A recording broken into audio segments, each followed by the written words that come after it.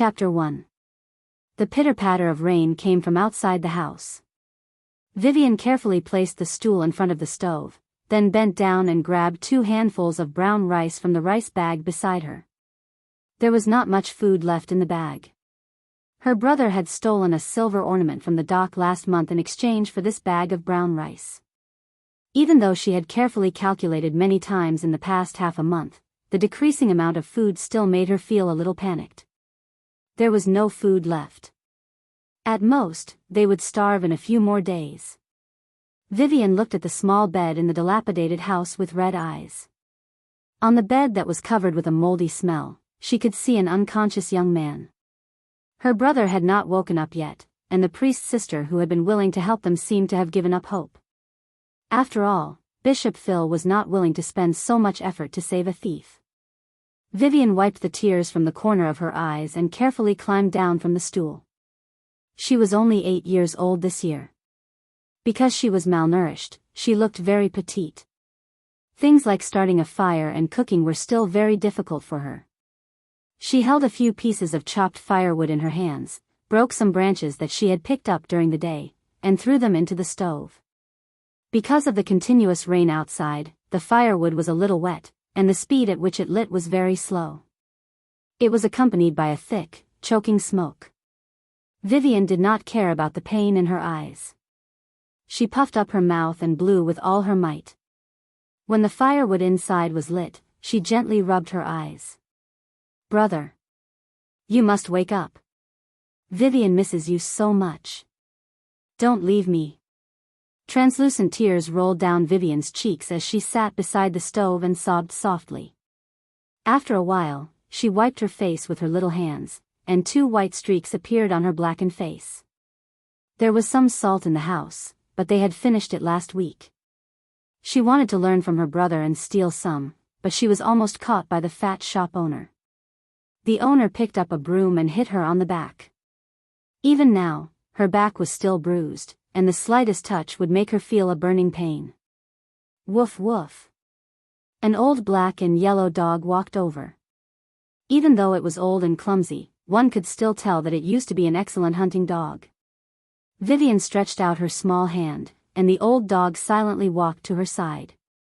It raised its head to look at the stove and let out a low whimper. "Heath." Vivian hugged the old dog in her arms as if she saw the desire in its eyes.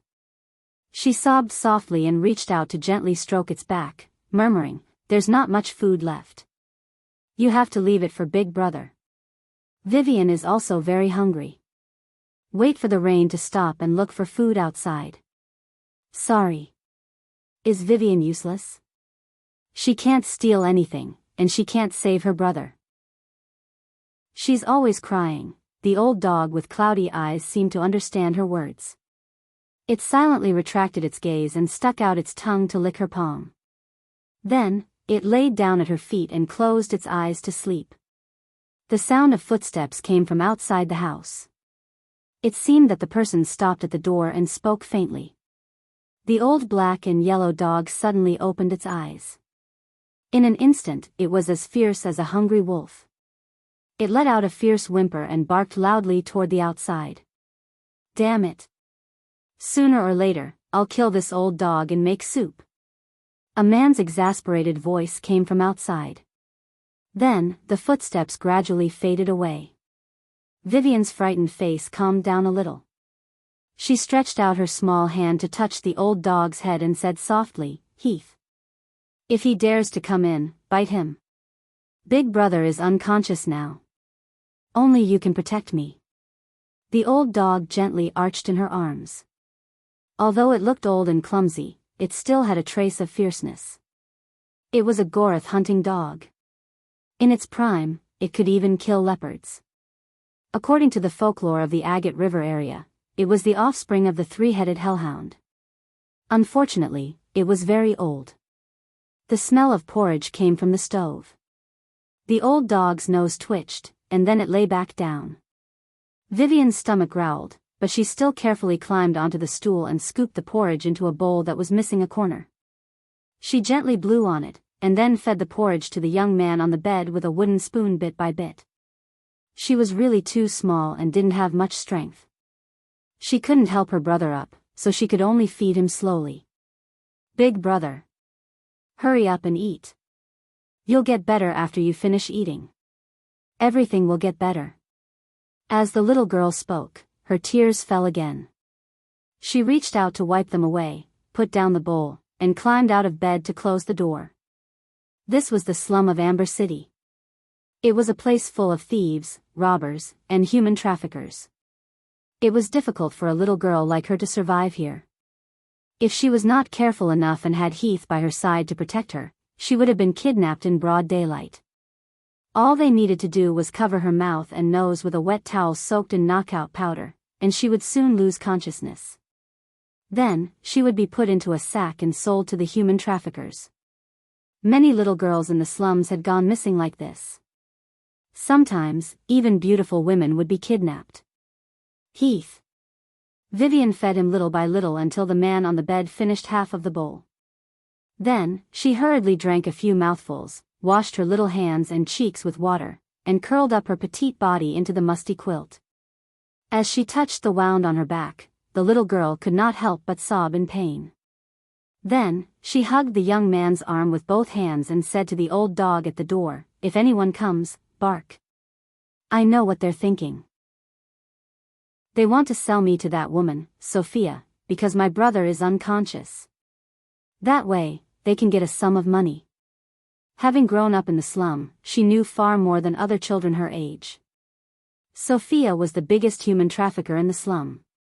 She would select beautiful little girls, train them into prostitutes, and send them to the big brothels in Amber City. It was impossible for an 8-year-old girl to survive in the slums.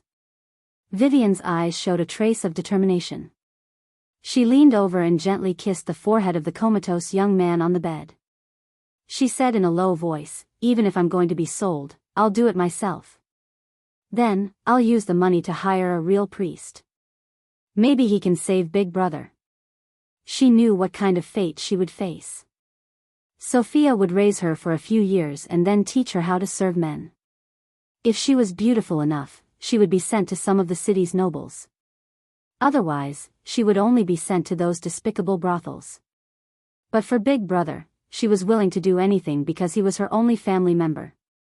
Sounds of fighting came from outside the house. Vivian could not help but shrink under the blanket. The old dog at the door also had a fierce look in its eyes. It was the slum's Colin and Sae fighting for territory. Ever since Big Brother was injured by a scary wizard, many thieves in the slum died. The original leaders were all killed on the streets, and the remaining people fought for territory many times. None of the guards came to this place because it was a forgotten corner of Amber City. They were fighting for territory, and they were also fighting for the children in the slum. No matter which gang it was, they needed to train their children to steal. Back then, Big Brother became a thief in order to support her. Vivian's memories of her parents were very vague. She only knew that her mother had a husband who was said to be an excellent thief. Unfortunately, he accepted a mission and died in a wizard's tower. It was from then on. Wizards became the scariest existence in her young heart. That man was Big Brother's biological father.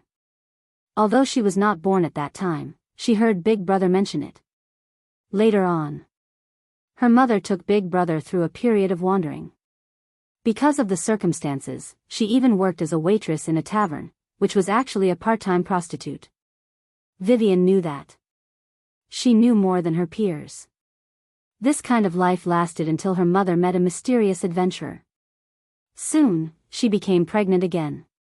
That adventurer did not marry her. Instead, he raised her as a prostitute. That man was Vivian's biological father. It was said that he was also a powerful professional. Heath was his pet. Later on, he mysteriously went missing. Only the old dog stayed by their side.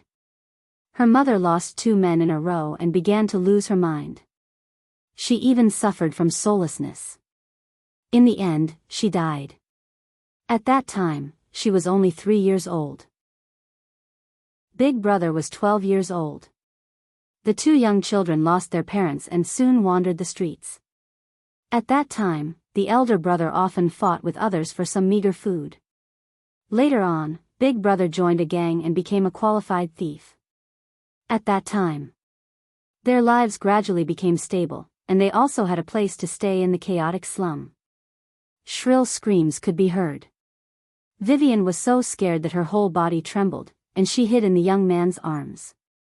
The old dog at the door also suddenly stood up, and looked at the alley in the distance with a fierce gaze. Someone died there. It was normal for people to die in the slum. Even the priests of the Dawnlight Temple did not care about the lives of people in the slum. The people nearby slammed the door. Someone even picked up the bolt and locked the door tightly. Vivian also got up and struggled to pick up one of the bolts. Based on her many years of living in the slum, if someone died, the problem would quickly become worse. The fighting would definitely become worse, and it might affect the people nearby. Fear. The fear in her heart made the little girl hug the old dog tightly and bring it to the foot of the bed. Heath. She looked outside in horror. She could see some figures in the rain. They were holding weapons and fighting each other. Blood flowed all over the alley and was washed away by the rain. She could vaguely smell the scent of blood. Vivian bent down and patted the old dog's head.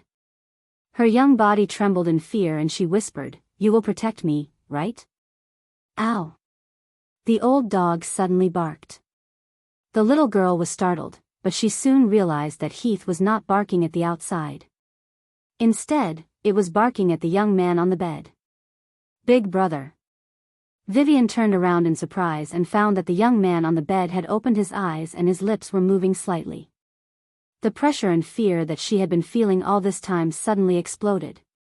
The little figure threw herself into his arms, and large drops of sparkling and translucent tears slid down her tender cheeks. Chapter 2. Soren slowly opened his eyes. It had been half a month. Every time he tried to open his eyes, a dense stream of data would appear in his mind. Countless zeros and ones would flash through his mind, and he would feel a pain as if his brain was about to explode. His consciousness could barely sense his body. It was as if his body was filled with electricity, and the electrostatic field in his body was messed up. Although he could hear and feel everything outside, he couldn't do anything. He couldn't even move his fingers. No. I have to wake up. I have to wake up. Although Soren didn't know why he was reborn in the mysterious world, he knew that the little girl outside was in danger. The little girl who had been taking care of him was in danger. Her name was Vivian, and she was 8 years old. She had beautiful light blonde hair, and 2 small dimples appeared when she smiled. She was Soren's half-sister. She was also the target of many human traffickers in the slums. They were sure that this little girl would become a great beauty in the future, and they could sell her for a good price if they took care of her for a while. She was a little girl without parents, and her only brother was still unconscious. No one knew if he was dead or alive. There was no better target than this. This was a sinful world. Soren had heard of people trying to break in more than once in the past half a month. If they weren't afraid of that old dog called Heath, Vivian would have fallen into their hands a long time ago. No. I have to wake up. Soren roared in his mind again and again. Even his memories of his previous life were becoming blurry. His memories of the other Soren were also fading away. The only thing in his mind was to wake up and protect the poor little girl. She was already in danger. There was no way a beautiful 8-year-old girl could survive in the slums. He could sense that 2 criminals were already discussing how to poison the old dog called Heath, and then sell Vivian to a woman called Sophia. Everything was about to happen. If he couldn't wake up, the little girl would face a tragic fate. Darkness. Endless darkness. Soren's mind was still filled with countless zeros and ones. Tiny electric currents were jumping around in his body. He could vaguely remember some of the things that happened in his previous life, and then some other vague memories were mixed in. That was a very painful thing. In this soul-tearing pain, he gradually remembered the accident in the health pod. At that time, his consciousness had already entered the virtual space, and then he remembered another scene. It was a wizard covered in a black cloak. He pointed at himself, and countless lightning flashed, as if his soul was also shattered by lightning. Amidst the haze, a young man with black eyes, flaxen hair, and a youthful appearance appeared. He stretched out his hand and solemnly said, "Protect her. Don't let her get hurt." Soren's consciousness blurred again, as if he was in a dream. Many things happened in the dream, but they were all memories of another person. He had completely disappeared. Only his name was left behind, because Soren felt that he shouldn't leave his name behind. After all, Soren felt that it was because he gave up on himself that he could wake up from his slumber. His name was Soren. That was why he was also called Soren. It didn't matter what he was called before. The most important thing for him now was to wake up and protect the little girl called Vivian before those villains made their move. Countless electric currents were still in his body. However, the endless zeros and ones in his mind seemed to have gradually stopped. He vaguely felt that his soul had been enriched.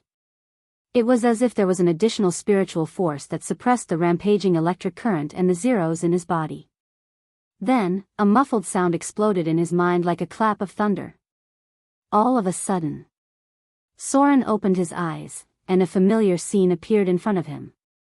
Name, Soren. Race, half-elf. Attributes, Strength 12, Dexterity 19, +1, Vitality 15, Intelligence 18, +1, Wisdom 15, Charm 16. Alignment, Lawful Evil. Profession, Level 5 Commoner/Level 1 Bandit. Health points, 12 Experience points, 150, Unallocated, Skill points, none. Attribute points, none. Status, Weakened, Soul Resurrection. Profession skills, Sneak 20, Steal 35, Pick Lock 45, Snare 15. Legendary skills, Omnipotent Hands, Seal, Soul Weakening. Personal abilities, Nimble Left Hand, Eidetic Memory.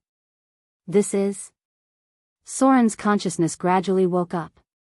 Looking at the scene in front of him, he suddenly remembered that before the incident in the health pod, he was in a virtual game. No wonder there were so many zeros and ones in his mind for the past half a month. It turned out that when the health pod incident happened, the data in the game was also transmitted to his consciousness. During this time, when he opened his eyes, he saw a dense stream of data. It seemed that it was only now that the data was completely integrated into his brain. He was momentarily absent-minded. Soon, Soren pulled himself together and tried to focus. He thought to himself, could it be that the data is really integrated into my brain? Doesn't that mean my brain has become similar to a biological brain? I wonder if it's possible. Assign 150 EXP to the commoner profession. A warm current appeared. Soren was surprised to find that he could actually feel the existence of his limbs. The electric current in his body was also gradually disappearing, and a surge of vitality was circulating in his body. Commoner profession level increased to 10. Basic profession level increased to max level. Obtain 25 skill points. A row of familiar words appeared. Soren's heart was filled with joy. Everything in front of him was exactly the same as the virtual game he had entered before. Before the incident, he was in the virtual world, and his consciousness was transmitted to a game called Clash of the Titans. This was a very popular game at the time. When other virtual games were still stuck at 75% realism, this game had already announced that it had achieved a breakthrough in technology and achieved 100% realism. This caused a huge reaction in the Earth Federation. When it first started, it attracted countless people. Soren was also attracted to it at that time. He even praised the game pod for its magical style. There was even a magic circle at the bottom of the pod. In the era before his reincarnation, virtual worlds were a very important field. This was because the interstellar era required a large number of talents to master complex knowledge. All of this required a strong memory and calculation ability. At the beginning, virtual worlds were used to stimulate the right brain region with electric currents to strengthen calculation and memory. This increased the development of the human right brain by 3% to 10%. It could be said that this was a kind of human brain research. When necessary, smart chips would be implanted. This progress was relatively slow and required a large amount of resources. In the end, the cheaper virtual gaming industry was created, and it became a very important core industry.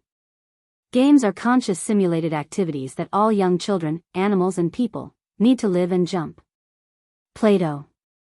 Before systematic learning, games were a very important means of simulation. The boring emotions produced by normal learning would mostly stimulate the left brain. This kind of knowledge would be easily forgotten. Therefore, most of the exam-oriented knowledge would be forgotten. The right brain, on the other hand, required a more active emotional energy. It also required a large amount of high-speed memory, and a photographic memory that was 1,000,000 times better than the left brain. The potential difference between the two was more than 100,000 times. Therefore, in the interstellar era, brain development was a very important field. Many jobs required one to have a brain development of 12% and above.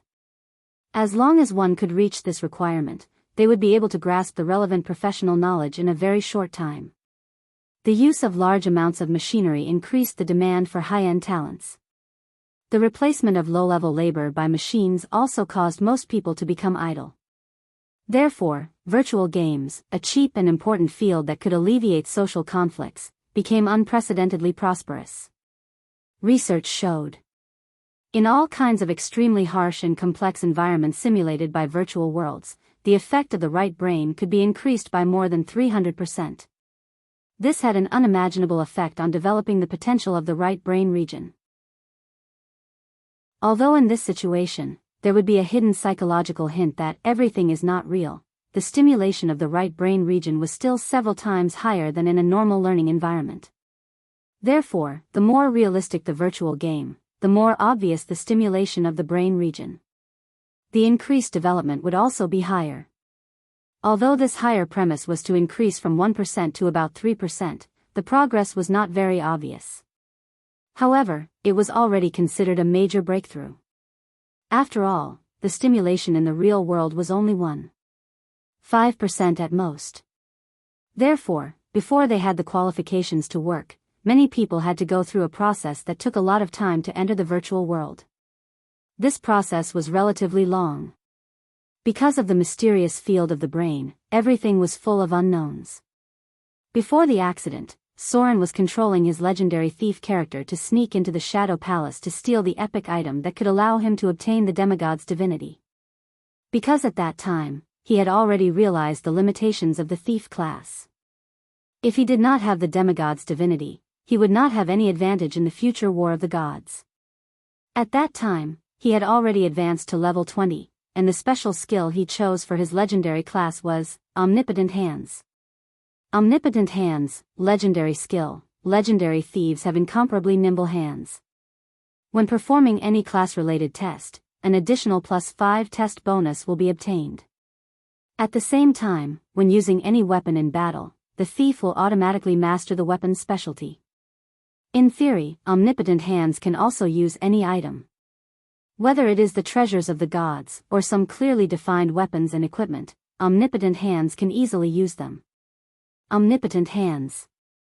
The special skill of the legendary thief class, and also a shameless skill that many people in the game were jealous of. If it were not for the fact that the thief's combat strength was not enough after entering the legendary realm, perhaps there would have been people who were dissatisfied with this skill. After all, after mastering Omnipotent Hands, the thief could use most of the weapons and equipment. Not to mention the wizard's high-grade arcane scrolls, legendary thieves could even flexibly use many divine weapons with strict requirements. Moreover, there were almost no side effects. The War of the Gods. This virtual reality game had extremely strict requirements for class advancement. Commoners could not obtain any attribute points by leveling up their classes, and even their basic health points could not be increased. The only thing that could be obtained was 25 skill points.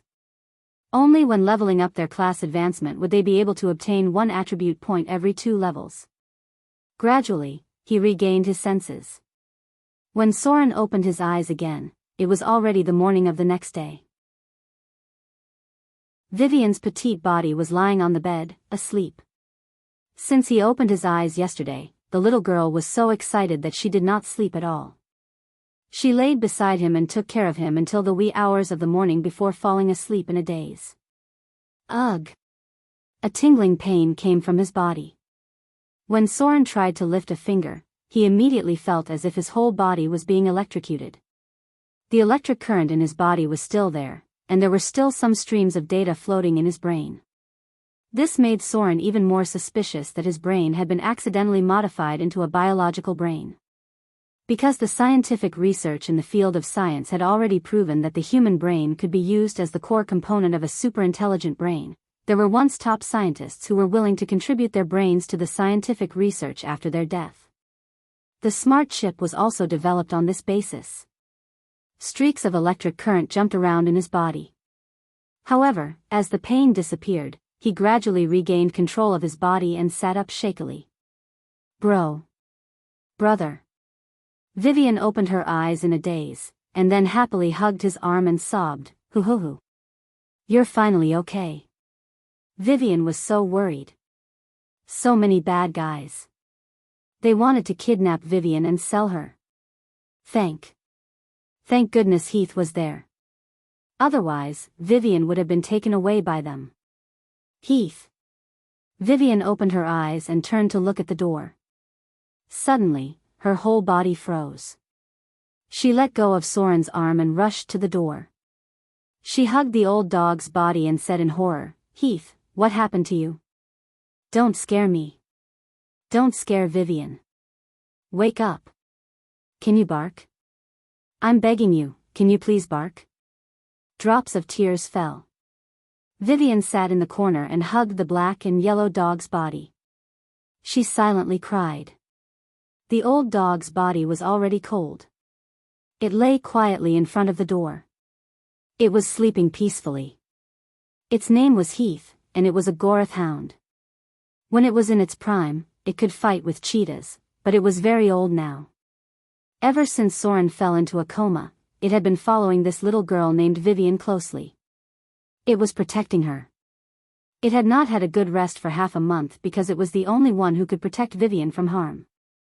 It was very tired, and very hungry. Because there was not much food left, Vivian had been starving. It could only find time to catch some mice that it used to disdain. Unfortunately, it was too old. Most of the time, it was still hungry. It was only because of its instinct to protect its master that it could hold on for so long. Now, Soren had finally woken up. Its mission was completed. It was really, really old. Hence, it lay in front of the door and slept peacefully. It would never wake up again. Chapter 3. After the rain, the road was muddy. There were always muddy roads in the slums, and mud and dirt would splash up when one stepped on them. Occasionally, there would be feces and garbage in the corners of the alleys that would be washed out by the rain. There was always a foul smell in the air. Many people with numb expressions could be seen busying themselves in the densely packed shacks. They needed to repair their houses before rushing to the docks to find a job as coolies. Whenever there was a storm, there would always be leaks in the houses. Sometimes, there would even be a tragedy of a house collapsing. Soren carried the old dog's cold corpse as he walked along the muddy and stinky road. Vivian held his hand with a sad expression and silently followed behind him. Heath was dead. The old dog that had been by her side since she was born had finally reached the end of its life. They were going to bury it, just like how they would bury a human. It had the right to do so. Soren. That's Soren. He woke up. This is going to be interesting. The people in the slums couldn't help but whisper to each other. There was a hint of respect in their eyes because the young man in front of them was a powerful thief. He could easily defeat 3 to 5 adult men. It was said that he once used a dagger to nail a fly flying around. There were 2 ruffians near this street called Ballas and Kanobo. They had their eyes on Vivian ever since Soren fell unconscious. It was even said that they had taken part of Sophia's deposit. They had been warned not to meddle in other people's business. The slums were a land of evil. No one was willing to stand up for this poor little girl. They were afraid of the ruffians and had no ability to fight against them. Brother. Where are we going? Vivian was wearing a tattered dress. It was a cheap dress sewn from linen. Both the workmanship and the fabric were of inferior quality. Only the people in the slums would wear it. Although Soren was once an excellent thief, there was an even better thief above him. Most of the things he stole had to be offered to the thief, and what was left was only enough to maintain their basic survival. This was the law of survival for the marginalized. No matter how excellent a new thief was, there was no way they could challenge this law. To the cemetery. Heath should be buried there.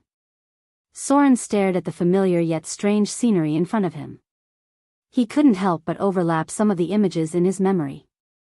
Amber City gave him a sense of familiarity because he had heard of this name in the game before. However, at that time, the epic storyline had already begun. A terrifying power had erupted in the chaotic spacetime, causing the gods to temporarily lose their divine power and be forced to descend into the world as saints. That was a period of extreme chaos. Every once in a while, gods would return to the kingdom, and there would also be mortals who succeeded in slaying gods. Players were only a part of it, and it could even be said that they were an inconspicuous part of it. This was because in Clash of the Titans, players only had 3 lives. Every time he died and revived, his physique would permanently decrease by 3 points. In the end, he would have no choice but to send his soul back to the underworld to be reincarnated. During that period of time, many powerful players rose to prominence, but they quickly fell. This stage belonged to everyone. It wasn't until the end of the time of turmoil that the gods were able to return to the pantheon, that this epic calamity finally ended. 1/3 of the gods in the pantheon had fallen. Even powerful gods like the goddess of magic, the master of order, the mistress of night, the lord of shadows, and the dread lord had fallen in this chaotic calamity.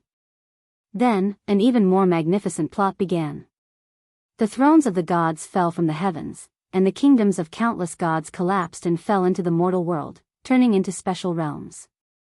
These realms were the gods' kingdoms.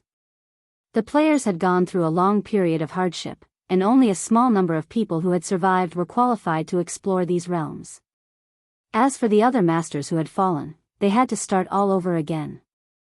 At the very least, they had to raise their profession level to advance before they were qualified to explore even the weakest god of kobolds, Groka's kingdom's treasury. Many chaotic memories surfaced. Some of the familiar scenes in front of him told Soren that this world would become a time of turmoil in the future. The saints in the form of the gods tore apart the earth, and more than 12 continental plates of the lower realms were completely changed. 3 of the lower realms were completely reduced to seas of fire, ice, and death. The projections of hell's devils were everywhere, and they bewitched people's hearts and set off waves of slaughter. Even the players were not lacking in existences that were bewitched by them. The abyssal demons tore apart the sky and descended in an endless sea of blood. On the first day of the abyssal demons' awakening, 12 cities with more than 100,000 people were slaughtered. That was what the players called the twilight period. It was the twilight of the gods, their twilight and everyone's twilight. In this chaos that affected the entire universe, everyone had died at least once. Even Soren had completely fallen, and his soul had to be reincarnated in the underworld. No one would be able to escape this calamity. Even the natural-born hero-class players could be obliterated as easily as an ant being crushed to death. This was the age of the saints. It was also the age of the gods. It was also the last celebration of the gods in the heavens. When the calamity ended, the age of the mortals was about to begin. The endless kingdoms of the gods were waiting for them to explore, and the treasures of the gods had everything they wanted. Whether it was great power, endless wealth, or the eternal life that everyone longed for. The graveyard was not in the slums. There were only mass graves in the slums. Every once in a while, corpses would be thrown there. Then, destitute scavengers would strip the corpses clean and wait for wild dogs to appear in the middle of the night. There were also corpses that would disappear into thin air, taken away by evil spellcasters. As for what would become of them in the end, no one wanted to know. Heath could not be buried in the mass graves. This was because Soren had seen the greed in the eyes of many people. In their eyes, what they saw was a pile of delicious dog meat. He believed that if he buried Heath there, someone would dig it up that night, peel it, and cut it into pieces to make a big pot of dog meat. This was the slums. Most of the people living here were on the verge of starvation.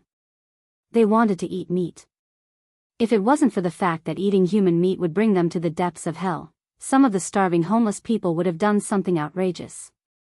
Soren still remembered when he first entered the game. At that time, he and the others could not imagine that the environment in the game could be so harsh and difficult. There was no dazzling equipment, no beautiful scenery, and no easy battles to vent one's anger. There was only a moment of life and death battle. There was only a filthy and messy slum filled with trash and feces, as well as an omnipresent evil and darkness. In order to obtain a delicious meal or a blank-grade weapon, many people were willing to risk losing their heads. Many people who had just entered the game were deeply affected by the dark, evil, and depraved nature of the game. There were even many paladins among the players. They vowed to change this evil and depraved game world. But in the end, they were the ones who were changed because they did not have the ability to challenge the rules of the world. The world would not be easily changed by you. Every player who entered Clash of the Titans had to go through a period of difficult choices. This was because in this unimaginable dark period of modern civilization, they would experience many things that they did not even dare to imagine. It could be evil and cruel, or it could be holy and great. In this virtual world, everyone had to choose their own path, whether they were willing or not. And because of this, for many people, Clash of the Titans was like another country in their lives. Graveyard. This was a quiet and peaceful place. Because the shrine of the daughter of Hades was built here, it was the resting place of the dead. There were priests and shrine guards here to ensure that the souls that were resting in peace would not be disturbed. However, not everyone had the right to enter this place because they had to pay a certain price. The goddess of wealth once said that everything in the world could be measured with money. This was an evil era filled with materialistic desires. Soren stood silently in front of the shrine with Heath's corpse in his arms. When an old priest appeared in front of him, he and Vivian slowly lowered their heads to show their respect. At first, he doubted that he was still in the game world. However, when he saw living people with their own consciousness, he knew that he was in a real world. Moreover, from what Vivian said, Soren knew that they did not know what attributes were. Although he did not know why. Soren suddenly remembered that there was a magic circle under the gaming pod that looked like a decoration.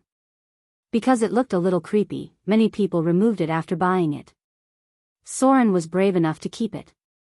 However, it seemed that the game company had listened to the players' opinions and did not add this strange decoration after the first batch of gaming pods.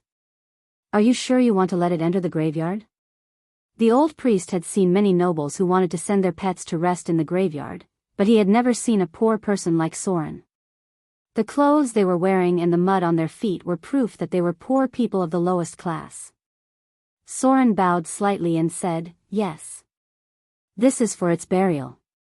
It's an offering to the shrine." He took out a silver dural and respectfully handed it to the priest. As a natural thief, the effort he put in along the way was enough for him to get his first income. As long as he was not discovered. It was a shiny silver dural, a currency made by the believers of the goddess of wealth. It could be used even in hell. The old priest looked at him deeply and pointed at the box beside him. Maybe it's a loyal hound. That's why it's worth it. Child. Come with me. It'll be given a place to rest in peace. Soren put the silver dural into the box at the entrance of the shrine and carried Heath's body into the graveyard. It was a small and inconspicuous corner. When the two dug a hole in the graveyard and buried Heath, Vivian, who had been in a daze, started crying again. Heath. The little girl squatted in front of the inconspicuous grave and whispered a few words. Then, she stood up with a determined expression and held one of Soren's fingers. Heath was just an inconspicuous old dog. It did not have the right to have a tombstone, so it only had a small grave. In the most remote corner of the graveyard. Chapter 4. When Soren brought Vivian back to the slums, Soren was stunned. He spent 3 copper dirhams to buy a piece of black bread that was as thick as an arm. It was the kind of black bread that could be used as a weapon to attack stupid burglars who broke into houses and had 1d3 lethality. The poor of the lower class would grind the unshelled rye directly into powder.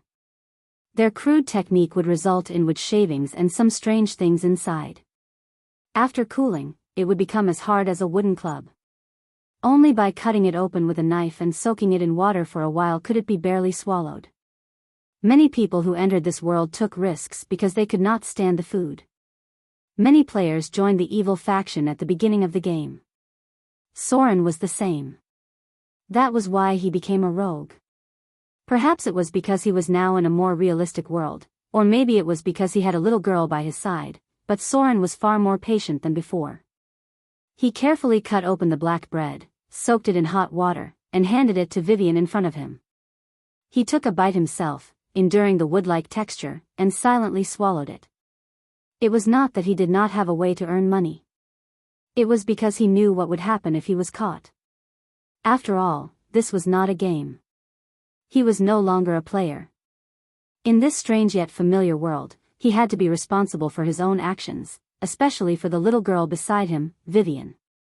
There were many powerful professions in Amber City, and the guards guarding the city were all level 10 militia or level 3 warriors. Unless he increased his steel skill to 75 points, there was still a chance that he would be discovered. Thieves who were caught stealing would be thrown into prison, and they might even have an arm broken. If the target of the theft was a noble. Although there was no salt, and it was hard to swallow, Vivian still ate happily. She was a little girl who was easily satisfied. She was really hungry. As long as her brother was by her side, everything would be fine. The pressure of the past 2 weeks had exhausted the little girl. She just wanted to be by her brother's side and be an inconspicuous little girl. "I'll buy you something delicious tomorrow." Soren gently stroked Vivian's little head, leaned over, and kissed her forehead. He said seriously, "Everything will be fine." "Yes." Vivian nodded gently. If there was anyone in this world who could gain her unreserved trust, it would be her brother. Ever since she was 3 years old, it was this young man who had shielded her from the wind and rain. He had silently held on until now. Vivian still remembered when she was very, very young. At that time, her brother was always injured.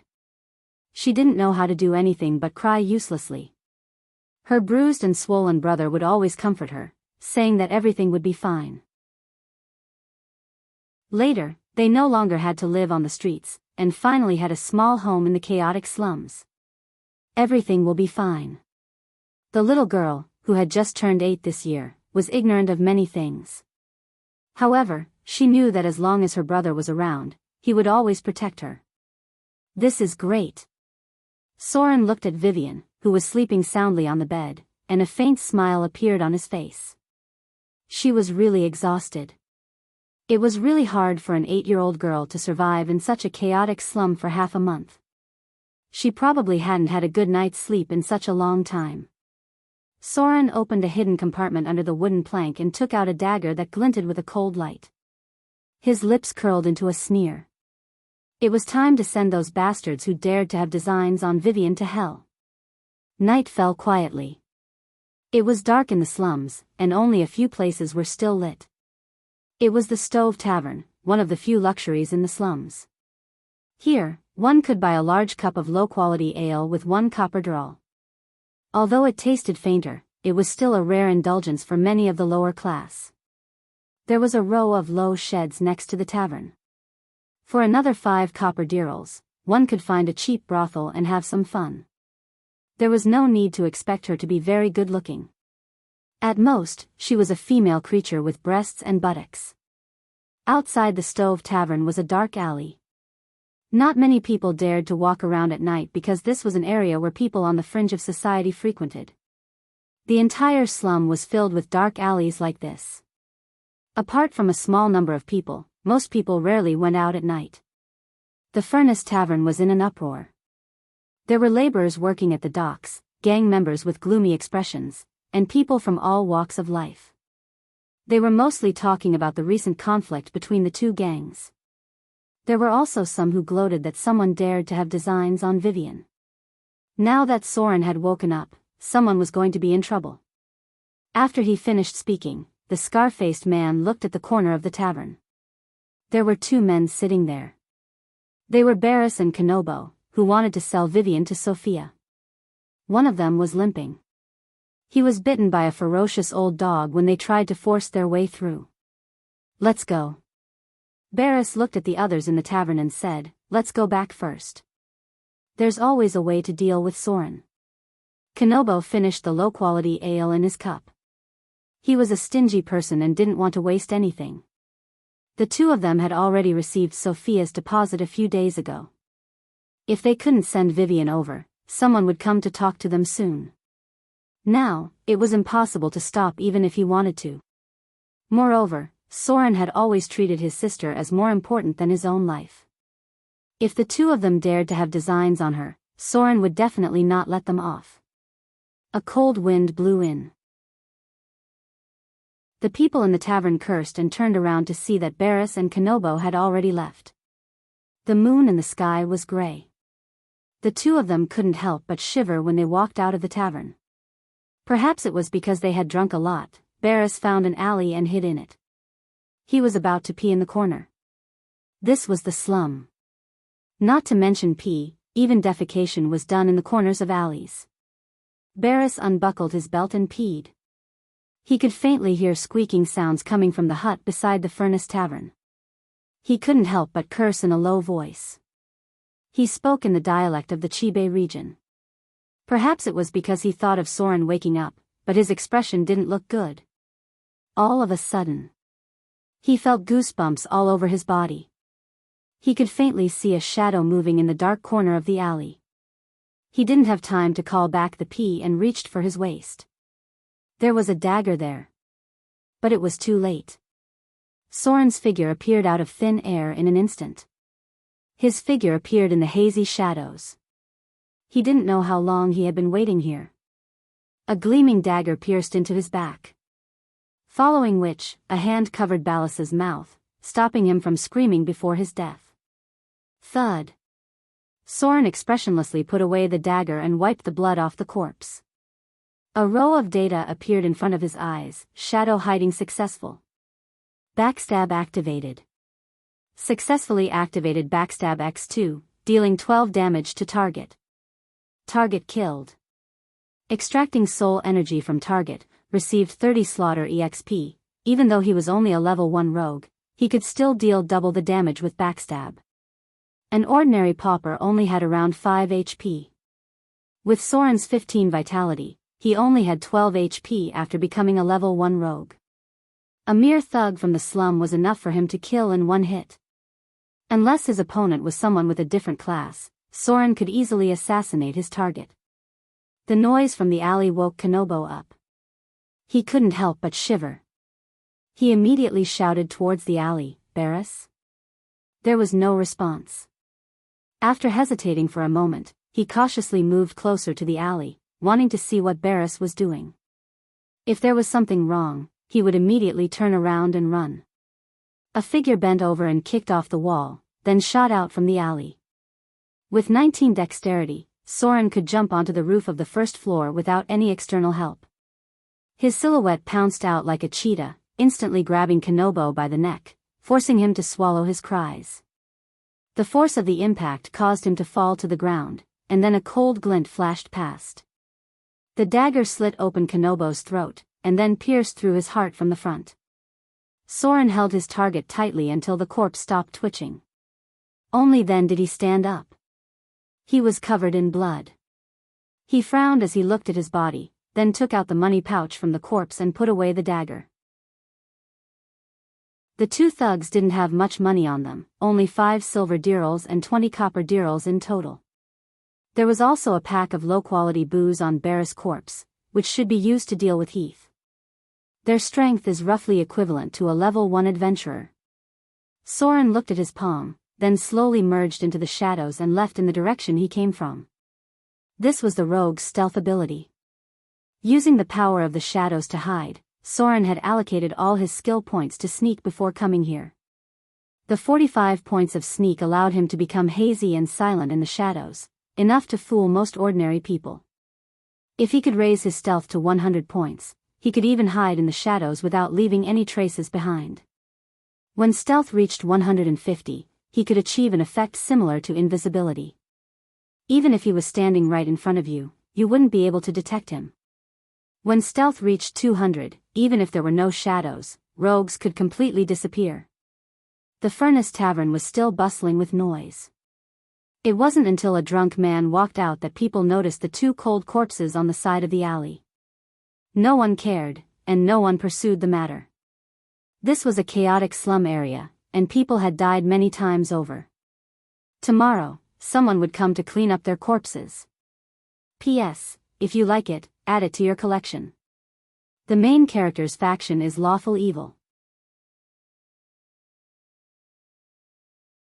Chapter 5. Soren quietly returned home. Vivian was still sleeping peacefully on the bed with a faint smile on her face. However, she seemed to have dreamt of something bad as a look of horror appeared on her face. "Big brother," she murmured in her sleep. "Don't go. Don't leave me. Don't. Don't. Don't catch me. You're all bad people. Don't. Heath. Bite them. Bite them. Woo-woo. Heath, what's wrong? Don't scare me." Vivian's small hands waved wildly. Her eyes were still closed, but her thin arms seemed to be hugging something.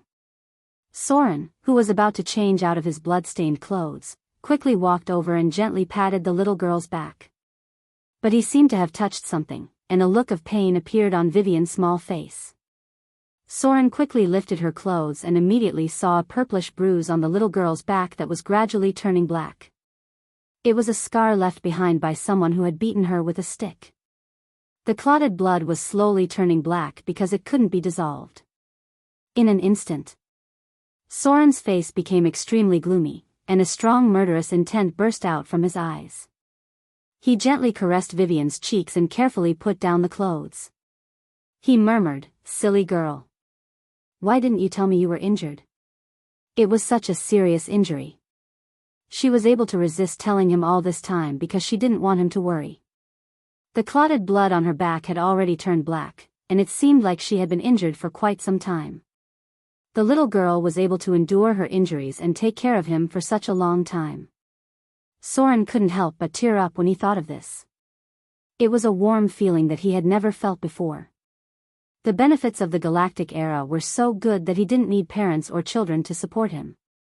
Things like family were very familiar yet strange to him. But from this little girl in front of him, he could feel a warm current in his heart. He was a person who went with the flow. Everything that had happened in the past half a month had already made him deeply attached to the little girl in front of him. He didn't miss the lonely life he had in the past. "It's okay. It will be better tomorrow." Soren gently stroked Vivian's little head, comforting her as she was having a nightmare. He whispered, "I'll get you a healing potion tomorrow. This kind of injury won't be a problem. There won't be any scars left." Vivian gradually calmed down. Soren stood up and took off his clothes, revealing his lean and muscular body. He threw the blood-stained clothes onto the stove and looked at the scars on his body in silence. Come to think of it, Soren must have had a hard time in the past. It was almost impossible for a young boy to raise a 3-year-old sister through normal means. He had fought before, and he had killed before. A young man who was only 18 years old had dozens of scars on his body. It was unknown how many times he had escaped death. These scars were all from street fights, and there were also whip scars from being caught stealing. Although he was just an ordinary young man, everything he had experienced was probably more vicissitudes than many professional adventurers. A weak firelight appeared. Soren changed into a clean set of clothes. Vivian was a very diligent girl. Although she was only 8 years old, she would always do something within her ability. The house was always clean and tidy, and the clothes were always neatly folded. Soren reached out and touched his cheek. He could feel the handsome outline of his face, and his ears were sharper than the average person's. Since Soren's father was a half-elf with 1/4 blood, he should also have 1/8 elven blood in him. This was also why he was more agile than ordinary people. The dexterity of the elves was almost innate. The darkness couldn't block Soren's vision. Almost all half-elves had night vision to a certain extent. They were the best assassins in the dark. His foundation is not bad. Soren stretched his wrist, and the dagger danced at his fingertips, drawing a cold light. Although he doesn't have a professional hero template, and there's no way to redistribute his attributes, his overall quality is better than most. His only weakness is his strength. An ordinary person's strength is around 10 points, and 12 points of strength is about the same as the workers at the docks. He probably didn't deliberately train, and has always been facing everything with his skills. His dexterity is very high. But if he hasn't received proper combat training, dexterity is not as useful as strength. At least his strength can defeat his opponents directly. Soren switched the dagger to his other hand, and the dagger danced so fast that it almost turned into a blur. His left hand was very agile, and even stronger than his right hand. This was an innate talent. If he could train a little, he could master the ability to use 2 weapons. It was a very good combat ability. I need experience to improve my strength. Soren's figure gradually became hazy in the darkness. He whispered, "It seems like there are no quests, so there are fewer ways to gain experience. But I'm sure we can still gain experience from killing." "I don't know. Can the thief profession's lockpicking and disarming skills give experience?" "Killing experience." This was the highest level of experience, and it could be distributed to all professions, subclasses, and profession change templates. As for the thief profession's lockpicking and disarming skills, it was a lower level experience, and could only be distributed to increase the thief's level. The same applied to the wizard profession's experience points for copying arcane scrolls. It wasn't easy to gain EXP in Clash of the Titans. Killing monsters alone wouldn't yield much EXP. Sometimes, a legendary adventurer's target might be an adult dragon or a lich, but the EXP gained would only amount to a few tens of thousands. It was barely enough to raise one's class level or 2. When Soren became a legendary level thief, it took him several years to kill 3 dragons and 6 liches. Only 1/3 of the teams that had cooperated with him along the way had survived. The rest were forced to enter the river Styx. Omnipotent hands. Soren's eyes flashed, and he said in a low voice, "I don't know when I'll be able to recover from the weakness of my resurrection. If I can regain the omnipotent hands, my strength will increase tremendously." The night was getting darker. Soren put away his dagger and placed it in a place where he could reach it at any time. He then carefully climbed into bed. Vivian's small body unconsciously squeezed into his embrace, and she mumbled in her sleep as she hugged his arm with her slender arms. The night passed. Soren was awakened by a slight movement. Vivian tilted her head and looked at him for a while, and then a sweet smile appeared on her face. She carefully climbed out of bed. Because she touched the wound on her back, her small face couldn't help but reveal a trace of pain. Then she bent over to where her worn-out cloth shoes, picked up the broom and began to sweep the room, wiping the simple and crude furniture. When she saw the bloodstains on the floor, her face showed a trace of fear. She quickly ran over to Soren and lifted the blanket. After making sure that Soren was not injured, she patted her chest and wiped the blood off with a cloth. As long as Soren was not injured and bleeding, she did not care about anything else. When she was very young, Soren once fought with a group of older children over a silver doral that he picked up. Solon was surrounded and kicked by a group of older children. She hid in a corner and cried. She was too young to have any strength. In the end, she mustered up all her courage and picked up a stone and threw it at the leader of the group. The angry older child slapped her in the face. Her face immediately swelled up, and one of her baby teeth was knocked out. She still remembered the situation even though she was very young at the time. Sauron, who had been holding his head and silently taking the beating, suddenly pounced on the older child like a wild beast and bit his ear. Sauron looked at her and seemed to have lost his mind after she fell to the ground. Sauron, who was originally holding his head and silently taking a beating, suddenly pounced on the older child like a wild beast and bit his ear. The bloody ear was bitten off. Sauron's eyes were bloodshot. He picked up a stone and smashed it on the younger child's head until it bled. The frightened Vivian rushed over and held him back. Only then did the older child not die on the spot. Although he still died in the end. When the body was found, it was already many days later. It floated in the muddy ditch outside the slums, and its original appearance could no longer be recognized. It was not easy for them to live. They had nothing but each other. Vivian did not care whether Sauron was a thief, whether he had committed a crime, or whether he had killed someone. She was willing to bear half of all the sins that Sauron had committed. Vivian carefully cleaned the room. When she saw the empty rice bag, a trace of worry appeared on her face. She then said to herself, "Brother has woken up. Soon it will be full of rice." She believed in Sauron. It was an unconditional trust. She had been hungry before. There was even a period of time when she was often hungry. But her brother had never let her down. Even when she ate the food that was stained with her brother's blood, she still felt very uncomfortable. But she still believed that as long as her brother was here, everything would be fine. Yes. Everything would be fine. Thus, she quickly let go of this little worry. She softly hummed a tuneless ballad and cleaned everything in the room. Sauron slowly got up. He put on the old clothes that had been washed gray. He reached out his hand and lovingly patted Vivian's head. He whispered, "Be a good girl and stay at home today. In 2 days, we will move to the city." Vivian gently nodded. Her face showed a trace of joy. She did not think about how difficult it would be to move from the slums to the city. It would require a lot of money and the identity of a free person. She believed in Sauron. Because Sauron could always do what he said. Even if he couldn't do it, it was not Sauron's fault. It was because there were too many bad people in this world. The first rays of the morning sun shone on this inconspicuous old hut. Sauron used a dagger to slice the black bread that was as hard as a stick after last night into pieces of bread of different sizes. Vivian tiptoed on the stool to take the cooked rice porridge. Because she was too weak, her body was a little shaky. Sauron smiled and supported her. He reached out to take the old pot. The little girl raised her head. Her white face smiled sweetly at him under the sunlight, revealing 2 shallow dimples.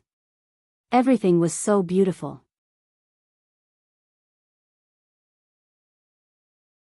Chapter 6. It was a simple yet heartwarming breakfast. When Sauron was about to leave, Vivian immediately stood up and tidied his sleeves with her small hands. Then, she stood on the stool and tipped her toes to fix his collar. They did not say much since they already had a tacit understanding. Sauron gently patted her little head and walked out of the low shed. Brother. When Sauron's figure left, Vivian shrunk her body and locked the door tightly. Her brother used to leave like this too, but she was not afraid at all because she had Heath by her side. Even if bad guys broke in, the old dog would protect her. Robberies had happened many times in the slums. Now that Heath had left forever, she was the only one left in the room. She could not help but feel a little scared. In the end. After all, she was only an 8-year-old girl. She had never felt safe. She was afraid of the dark, loneliness, and being alone. However, she could not tell Sauron. Sauron also had something important to do. He needed money, and there was not much food left in the house. She did not want to be a burden to her brother. Even if there was not much she could do, the little girl still felt that she should not make Sauron worry. Vivian. The little girl held the broom tightly in her hand and whispered, "You have to learn to be strong. You have to learn to take care of yourself. Brother has woken up, and no one dares to disturb him. They're all afraid of brother." The dock area. This was the most densely populated area in Amber City. The entire city's economy was supported by the Agate River. Most of the men in the slums worked here as coolies. The Agate River had an endless stream of ships transporting goods from all over the world, and it required a lot of labor to move them. This was also the place where the conflict between the gangs was the most intense. There were more than 10 gangs of various sizes that made a living here. Whether it was stealing, withholding goods, or extorting protection fees, many gangs could always find a way to make money here. Is that Soren? A tall and skinny man glanced at Soren, who was walking over from afar, and immediately whispered something to the person beside him. Then, he walked over and said, "Soren. The boss wants to see you." Soren raised his head and looked at the man in front of him. He immediately remembered who he was, a guy named Garrus. He was a warrior with decent skills. He had been an adventurer for a while, but he had never expected to encounter a group of goblins and gnolls not long after leaving Amber City. Gnolls were dangerous creatures. They moved in groups and often ambushed adventurers in the middle of the night. Most of the adventurers were killed. He was lucky enough to escape, but one of his arms was severely injured. Later on, he joined a local gang and gave up on the idea of becoming a powerful adventurer and winning amazing wealth and reputation. According to the class template, he should be a level 10 commoner or level 3 warrior. Slightly weaker than the guards of Agate City. Boss? Soren looked at him and shook his head. The boss is dead.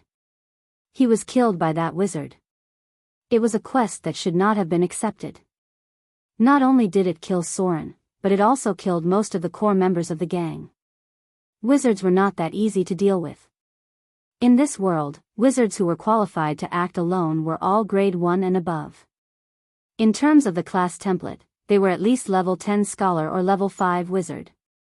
Not to mention a mere gang, even a regular army might not be able to defeat him. Soren knew how terrifying a grade 1 wizard could be. If not for the fact that they were too weak, they would be one of the most powerful classes in the world. The world was about to enter a period of chaos. Even those in the realm of legends could be slaughtered like chickens and dogs, let alone those in the realm of legends. He had no interest in wasting his time on a local gang. Soren. Gallies looked at him silently and said slowly, "Cole has become the new leader. It's up to you whether you want to meet him or not. Cole is not someone who is easy to talk to. Soren was an excellent thief. No gang would easily give up on such a source of wealth. It was fine when he was unconscious. After all, no one would pay attention to someone who was about to die. But now that he was awake, they naturally had to find a way to rope him in." Soren could hear the faint threat in his words. He narrowed his eyes and revealed a trace of killing intent. He was a thief. Thieves were also assassins in the shadows. They were more dangerous than anyone else. "I'll make the decision myself." Soren ignored Garrus and walked towards the docks. He still had things to do. In the past, Soren was a bit cowardly in the gang because he cared about Vivian. Every time he stole something, a large part of it would be taken away. The remaining was barely enough for the two of them to survive.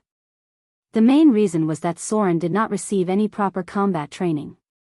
Even if he had more than 18 points of dexterity, his combat ability was far inferior to that of a warrior who had received proper training. But now, Soren was different.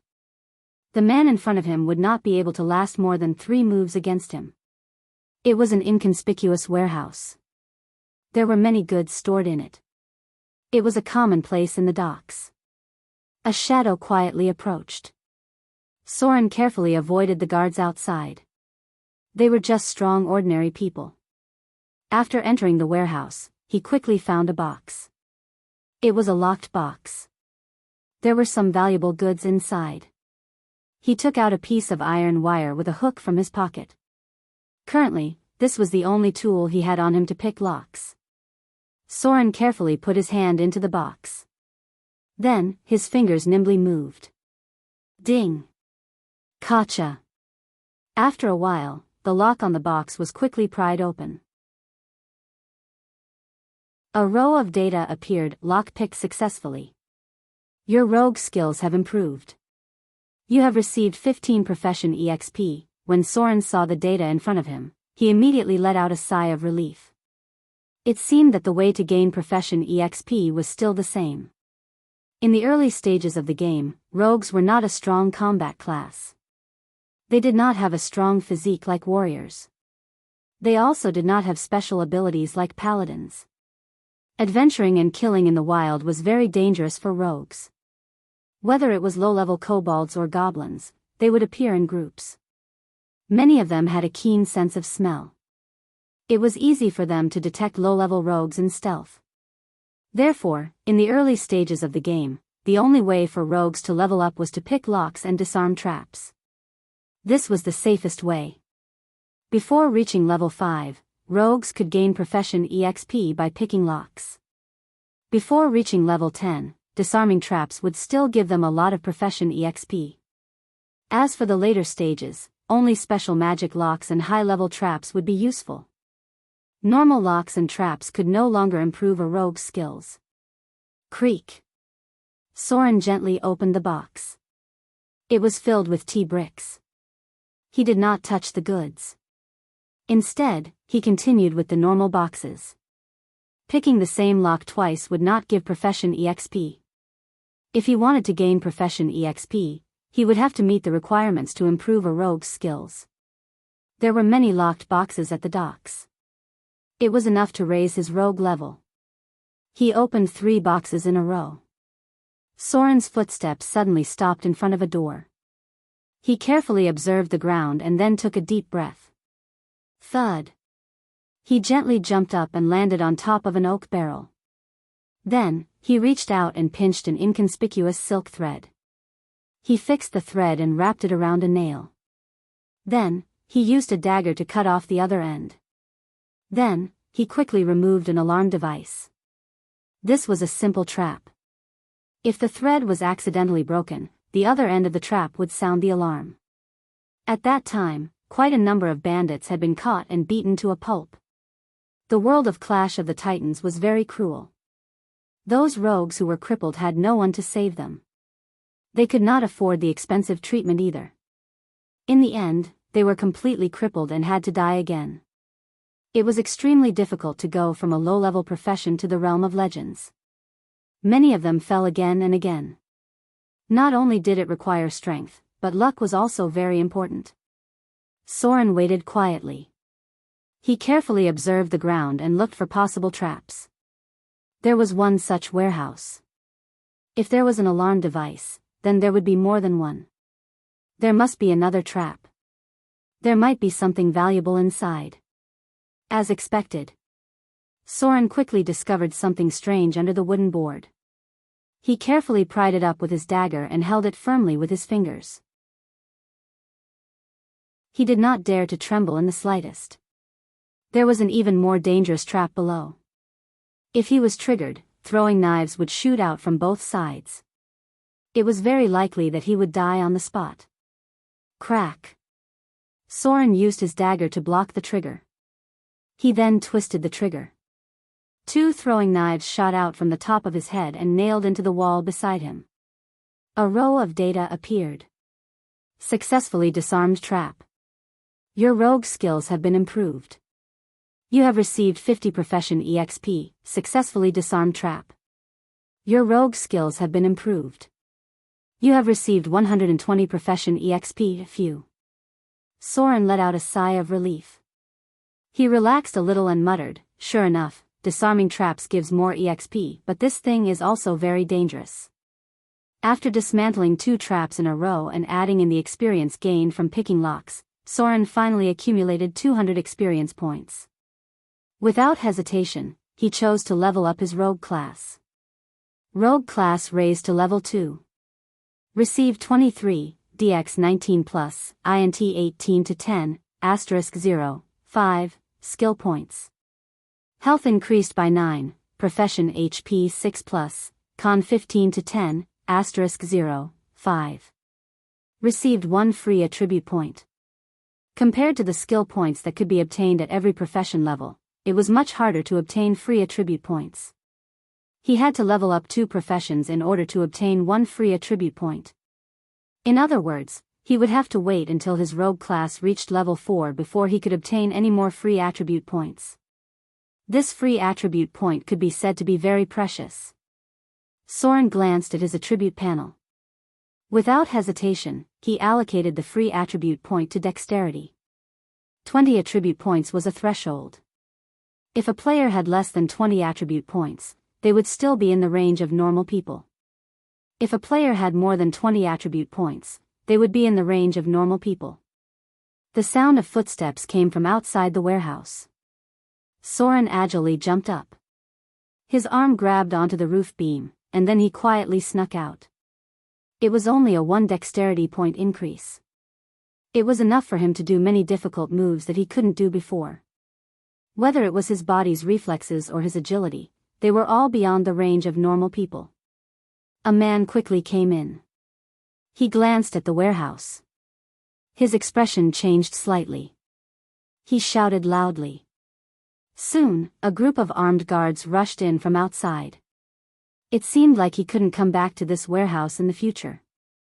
Since they found out that a thief had entered, they would definitely strengthen the security. Chapter 7. As expected. When Soren went out in stealth and pretended to be passing by, there were already 2 fully armed guards standing at the entrance. There must be something valuable in there. Since there was no other way, Soren could only look for his next target. There were plenty of opportunities to pick locks in the docks, enough for him to level up his rogue class to level 3. Once he reached level 3, normal locks would no longer be able to improve his rogue skills. He would have to find a way to sneak into Amber City and pick locks that were more advanced. However, having the ability of a level 3 thief was more than enough. Under normal circumstances, there would be a hidden treasure cave near every city. Other than traps and monsters, there would also be a treasure chest. That was the only rare item that players could obtain in the early stages of the game, and its value would definitely be shocking. Under normal circumstances, such a treasure cave would require a team of level 5 adventurers to take it down, but this was the advantage of a rogue. If they were skilled enough, even a level 3 rogue could sneak in alone. Caves were a special geographical environment, and rogues would have a +5 bonus to their stealth ability. The dark caves would make it easier for them to go into stealth. All of the skill points were allocated to stealth. Soren immediately increased stealth to 68 points. Steal was not very useful at the moment, and 35 points were enough for him to steal from slower targets. This was a piece of cake for a legendary rogue. Soren could easily determine which pot-bellied merchants would not notice him stealing. As for pick locks, he already had 45 points, which was more than enough for him to deal with normal locks. He would only need to level it up when he entered Amber City. The lowest skill was trap. It was fine for disarming simple alarms, but it would not be enough to deal with the traps in the treasure cave. The next time Soren leveled up, he would need to increase trap to 30 points. If that's the case, when the rogue class reaches level 3, I'll be able to obtain an additional class ability. Soren's figure wandered around the crowd. When he came out, he had a few silver dirhams in his hand. With 20 points of dexterity, he could steal whatever he wanted before anyone could react. Not to mention, he also had 2 very good personal abilities.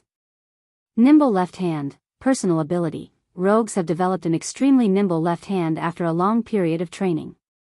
Permanently increases their dexterity by 1 point.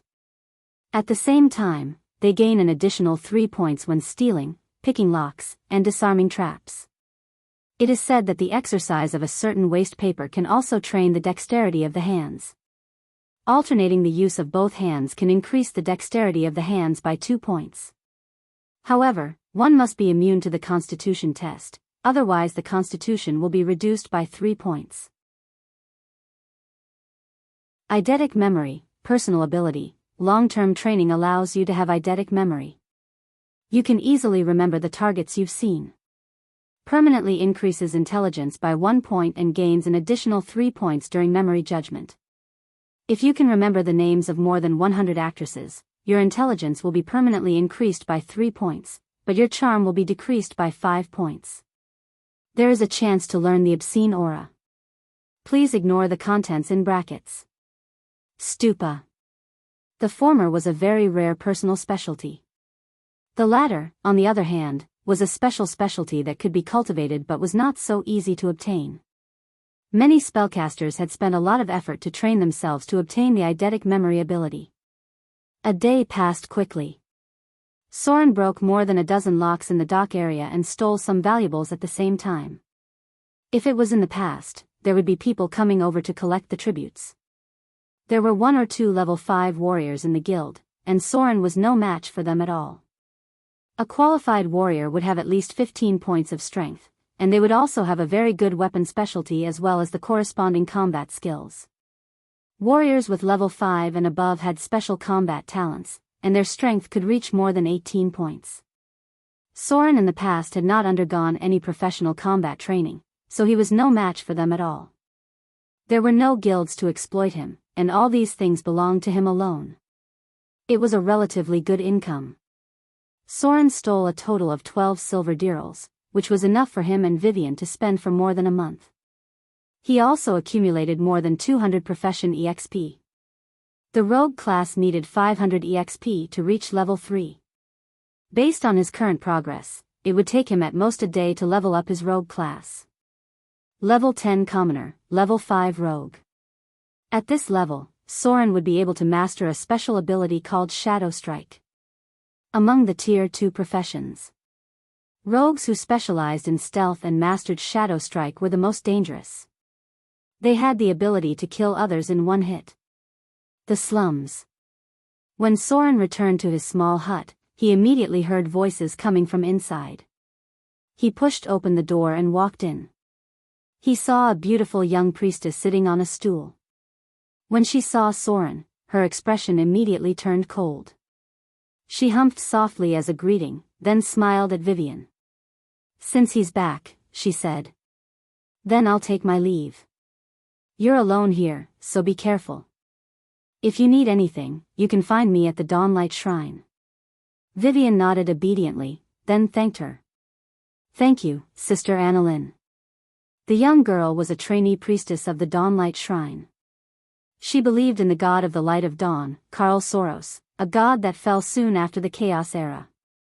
Karl Soros was a god under the god of light. During the Chaos Era, he was the first to be attacked by the abyssal demons. More than half of the gods under the god of light had fallen. It would not be long before this young girl lost part of her divine ability. Her name was Annalyn. After meeting Vivian by chance, she had taken a liking to her. She helped Soren because of this young girl. Unfortunately, her divine ability was too low to heal Soren's injuries. As a priestess who believed in the light of dawn, Annalyn actually hated Soren, who was a rogue. That was why she did not treat him well most of the time. Perhaps in her opinion, it was because of these thieves and bandits that Amber City's security had always been so bad. What happened? Soren waited until the young priestess left before crouching down and gently stroking Vivian's head. Why did she come? Vivian glanced at him and whispered, "Someone was sneaking around here today. I think it was Cole's men." Luckily, Sister Annalyn came and scared them away. She also healed the wound on my back. Vivian raised her small hand and lifted her shirt. The dark purple bruise on her back had already dissipated, making the light healing potion that Soren had bought through a special channel useless. There were no blacksmiths or potion shops in the slums. If one wanted to buy these items, they would have to buy them from the black market. This was how many weapons were sold. Cole. Soren's eyes flashed with murderous intent. He did not expect Cole to be so bold as to send someone after him right after he had refused to meet him. Did he really think that he was a pushover? "I'll take you to the city tomorrow. Let's find an inn to stay in first." Soren passed a piece of candy he had stolen to Vivian and whispered, "There are guards patrolling the city. The security there is much better than here. You'll be safer there."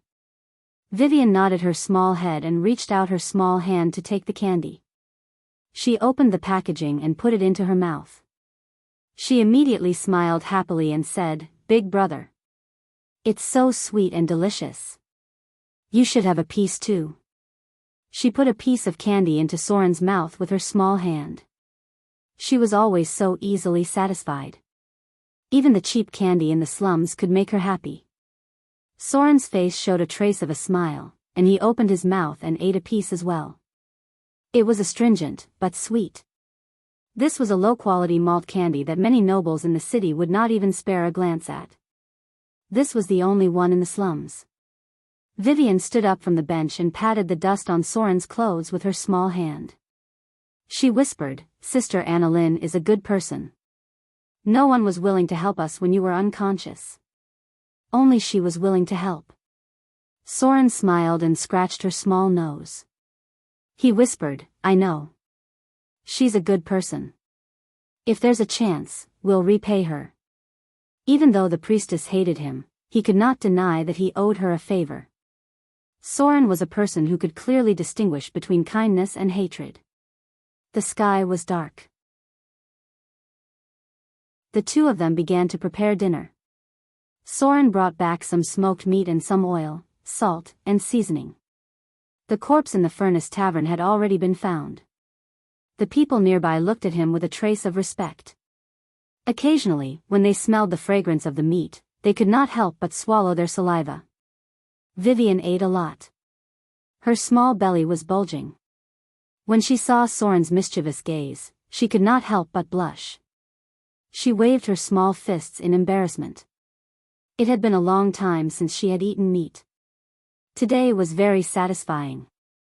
Soren just lovingly stroked her small head. The two of them chatted casually. When the sky gradually darkened, they climbed into bed. Night fell. Soren, who had been lying down with his eyes closed, opened his eyes. He then carefully pulled out the arm that was hugged by Vivian. He tiptoed out of bed, put on his clothes, and put the dagger behind his back. There was a problem. It was better to solve it as soon as possible. Soren glanced at Vivian, who was sleeping soundly on the bed. He then carefully closed the door and left. Night was the time to kill. Soren did not have the energy to worry about these trivial matters. He also did not want these people to threaten Vivian's safety. Since they dared to set their sights on Vivian, then they can all go to hell. In the shadows of the darkness, Soren's face was expressionless. His figure gradually became hazy, and a trace of cold killing intent appeared in his eyes. Cross Alley was still very lively. This was the most prosperous place in the slums. Of course, it was only compared to the other rundown areas. Cole became the new leader. He gathered a group of scoundrels from the slums and fought for this piece of fat meat in the slums. There were dozens of prostitutes here, and many of them were quite beautiful. Occasionally, people from the dock area would come to have fun. Therefore, controlling this place was an important source of income in the slums. Because they had just fought with another group of scoundrels a few days ago, many people in Cross Alley were armed. There were also fewer customers who came to have fun. The prostitutes stood on the side, bored.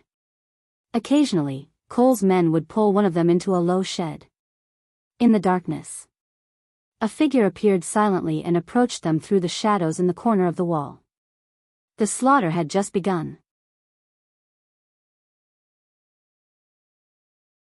Chapter 8. Asterisk Creek. Asterisk a hook-nosed thug walked out and cursed, "Uf asterisk cur. I told you to use your mouth. If it wasn't for the fact that you can still make some money, I would have taught you a lesson." He turned around the railing and entered an alley. He then took out his weapon and was about to pee. There were almost no toilets in the slums. It was even more smelly and filthy than London in the 19th century. If you were to walk in an alley, you might accidentally step on other people's excrement. Therefore, no nobles or rich people would come here.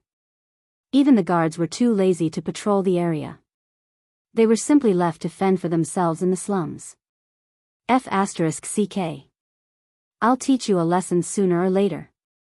As soon as the hook-nosed thug finished speaking, he suddenly felt a chill on the back of his neck. Before he could take out his weapon, an arm covered his mouth. Then, a dagger flashed in the dark and slit his throat. Blood spurted out far away, gurgling out. The figure behind him grabbed his neck and didn't let go until the body stopped convulsing. At this time, Soren's figure appeared from the shadows. His face was expressionless like the Grim Reaper. Once he entered battle mode, he would not have the slightest bit of mercy. Otherwise, he wouldn't have been able to enter the realm of legends alive. He dragged the body into the alley. Blood covered the ground. Fortunately, the darkness covered everything. "Where's Cabot?" Another scoundrel cursed as he walked out and said in dissatisfaction, "Taking so long to pee." "The boss is looking for him." The thug looked around and clearly felt that something was wrong because he had just fought with another gang the day before yesterday. He vigilantly took out his dagger and approached the side of the alley. The smell of blood filled the air. The thug's expression changed. He opened his mouth and wanted to call for help, but the shadows suddenly twisted. A dagger pierced his heart from the back, and a strong arm strangled his neck, forcing him to swallow back the scream that had already reached his throat. Shadow hiding successful. Backstab activated. Successfully activated Backstab X2, dealing 16 damage to target. Target killed. Extracting soul energy from target, received 30 EXP, Soren dragged the second corpse into the alley. After killing 2 people in a row, the smell of blood inside was very strong. The people nearby even felt something and immediately locked the door. Clang. Soren picked up the other dagger and walked out with both hands at the same time. The smell of blood on his body was very strong. There was no point in continuing to hide. The other party would soon be alerted. There weren't many masters in the gangs in the slums, and there weren't many people with professional templates. It was enough for him to kill 2 of them. Thud thud. Soren jumped up from the wall and landed on the roof. His 20 points of dexterity allowed him to walk without making any sound. He picked up a tile and threw it down, instantly alerting the other people inside. 3 armed thugs walked out. The leader was Galas, whom they had met earlier in the day. He looked around vigilantly, then beckoned his men to walk to the side of the alley. "Ah!" A shrill scream echoed in the air. Soren's figure descended from the sky like an eagle, pouncing on one of the thugs behind. The dagger cut from his back all the way to his waist. His other hand drew a cold light and pierced the man's skull through his chin. There was no hesitation. Soren lifted his leg and kicked the corpse away. He then threw the dagger in his hand and stabbed the second enemy in the heart. "It's you!" The leader of the thugs shouted and pulled out his long sword. His expression was ugly as he said, "Are you crazy?" Clang clang clang. Soren's dagger drew a strange trajectory in the air, continuously blocking the enemy's attacks. He said in a low voice, "You shouldn't have targeted Vivian. So I can only send you all to hell." Rogues could never fight a battle of attrition with a warrior. Soren had always remembered this, so after the 3 consecutive strikes from the military swordsmanship, he stepped to the side and slid a kick. His other hand glowed with a cold light as he cut the enemy's waist. Garrus is a vigilant fellow. Ever since he came back injured from his adventure, he had been wearing leather armor when he slept. The armor was made of tough leather, so the dagger couldn't penetrate it. The only way was to attack the parts of his body that weren't covered by leather armor. Fresh blood oozed out. Galas held his waist and felt numb. His expression was ugly as he said, "It's poisonous." He remembered it clearly. Soren shouldn't have received any formal training, so how could he be so familiar with the military swordsmanship? He found the flaw in his attack in the blink of an eye. Yes. Maybe Soren didn't know this in the past, but the current Soren couldn't be more familiar with Galas' swordsmanship. Soren was very familiar with the advanced cross swordsmanship, white raven swordsmanship, reverse/swordsmanship, and so on. If a legendary rogue didn't even know his opponent's moves, how could he reach the legendary realm? Galas was just a thug from the slums. Unless he had some special encounter or could afford the expensive learning fees, he could only master low-level military swordsmanship. It was a basic swordsmanship that could increase the user's basic hit rate by 3 points and use sword form, heavy hack, at the same time. Clang. sparks flew out. Soren's footsteps drew a strange trajectory. He suddenly turned from the front to the enemy's back and stabbed into Gala's neck. He then flipped the dagger around. Plop! Gala's corpse fell to the ground. Soren took a moment to catch his breath, then said in a low voice, "To be able to die under Shadow Step, you're worthy of your class." This was the ability of a legendary rogue. However, Soren didn't have the ability to master Shadow Step. The real Shadow Step was to cross the shadow plane and appear behind the enemy's back. He just used the technique in the moment he hid in the shadows to confuse the enemy's vision. Legendary rogues had already understood the essence of Shadow Step. They could use the power of Shadow Step to cast many spells in battle. If it weren't for his 20 points of dexterity, which allowed him to imitate many of the fighting techniques from the past, he wouldn't have been able to kill these villains so easily. In less than a minute or two, 3 more corpses were left on the ground. Night, under the shadow of the night. Everyone in the vicinity was hiding. The prostitutes were trembling in fear behind their doors. Soren picked up one of the corpses and barged in through the door. There were many gangs in the slums, but these were the true core members. Those thugs were useless. With Soren's current skills, he could easily kill these thugs like cutting vegetables. Most of the class holders could easily take on 10 normal people at once. Whoosh! The sound of a crossbow being fired could be heard. Soren, who was carrying the corpse, immediately let go of it. He actually ran 3 steps horizontally across the wall before landing on the ground and pouncing towards the enemy in front of him. This skill that was beyond the knowledge of ordinary people made the enemy stunned for a moment. Before they could react, 2 of them clutched their throats and fell to the ground. Large amounts of blood gushed out. Soren's reaction was simply too fast. He dodged the sword by a hair's breadth and kicked a stool into the enemy's face. He then grabbed the enemy's arm and directly cut his tendons with his dagger. With a cry of pain, the flying dagger slashed across the throat, leaving a half-foot-long gash in the throat. Large amounts of blood gushed out. Thud! Soren lightly hooked a crossbow with the tip of his foot. He quickly fiddled with it, kicked open the door, and shot forward. An arrow was shot. There was a muffled groan in the room, followed by a cry of pain. Soren. Don't kill me. I'll let you be the boss. You'll be the boss from now on. Cole was a gloomy middle-aged man. But at this moment, he was holding his arm with a face full of fear. He kept begging, "Don't kill me.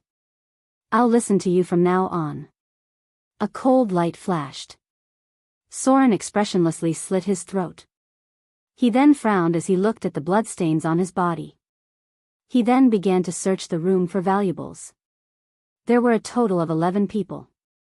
Almost all the core members of the gang. 3 of them had advanced to class holders. Unfortunately, they were all level 1. Except for Galas, who could block a few of his attacks at the beginning, the rest were basically no match for him. After all, there were no experts in the slums. The people here lacked food, money, and energy to train. The only reason they could advance to class holders was because they had experienced too many street fights. A level 1 warrior with proper training could fight 2 or 3 people head-on. Soren pulled up a piece of bedsheet and rolled all the valuable items into it. Finally, he tied it into a big package and carried it directly to the front. Some people were secretly looking around. But no one dared to come out. This was not something they could interfere with. They waited until Soren's figure left. Immediately, several men stealthily approached and fiercely glared at Lei Feng, who was not far away. Then, they rummaged through the wealth on the corpse and ran into the house to take away the valuable things. This gang was already destroyed. Tomorrow, there would be other gangs coming to replace them. If they did not take advantage of this opportunity, they would not have another chance in the future. This was the slums. It was normal for something like this to happen.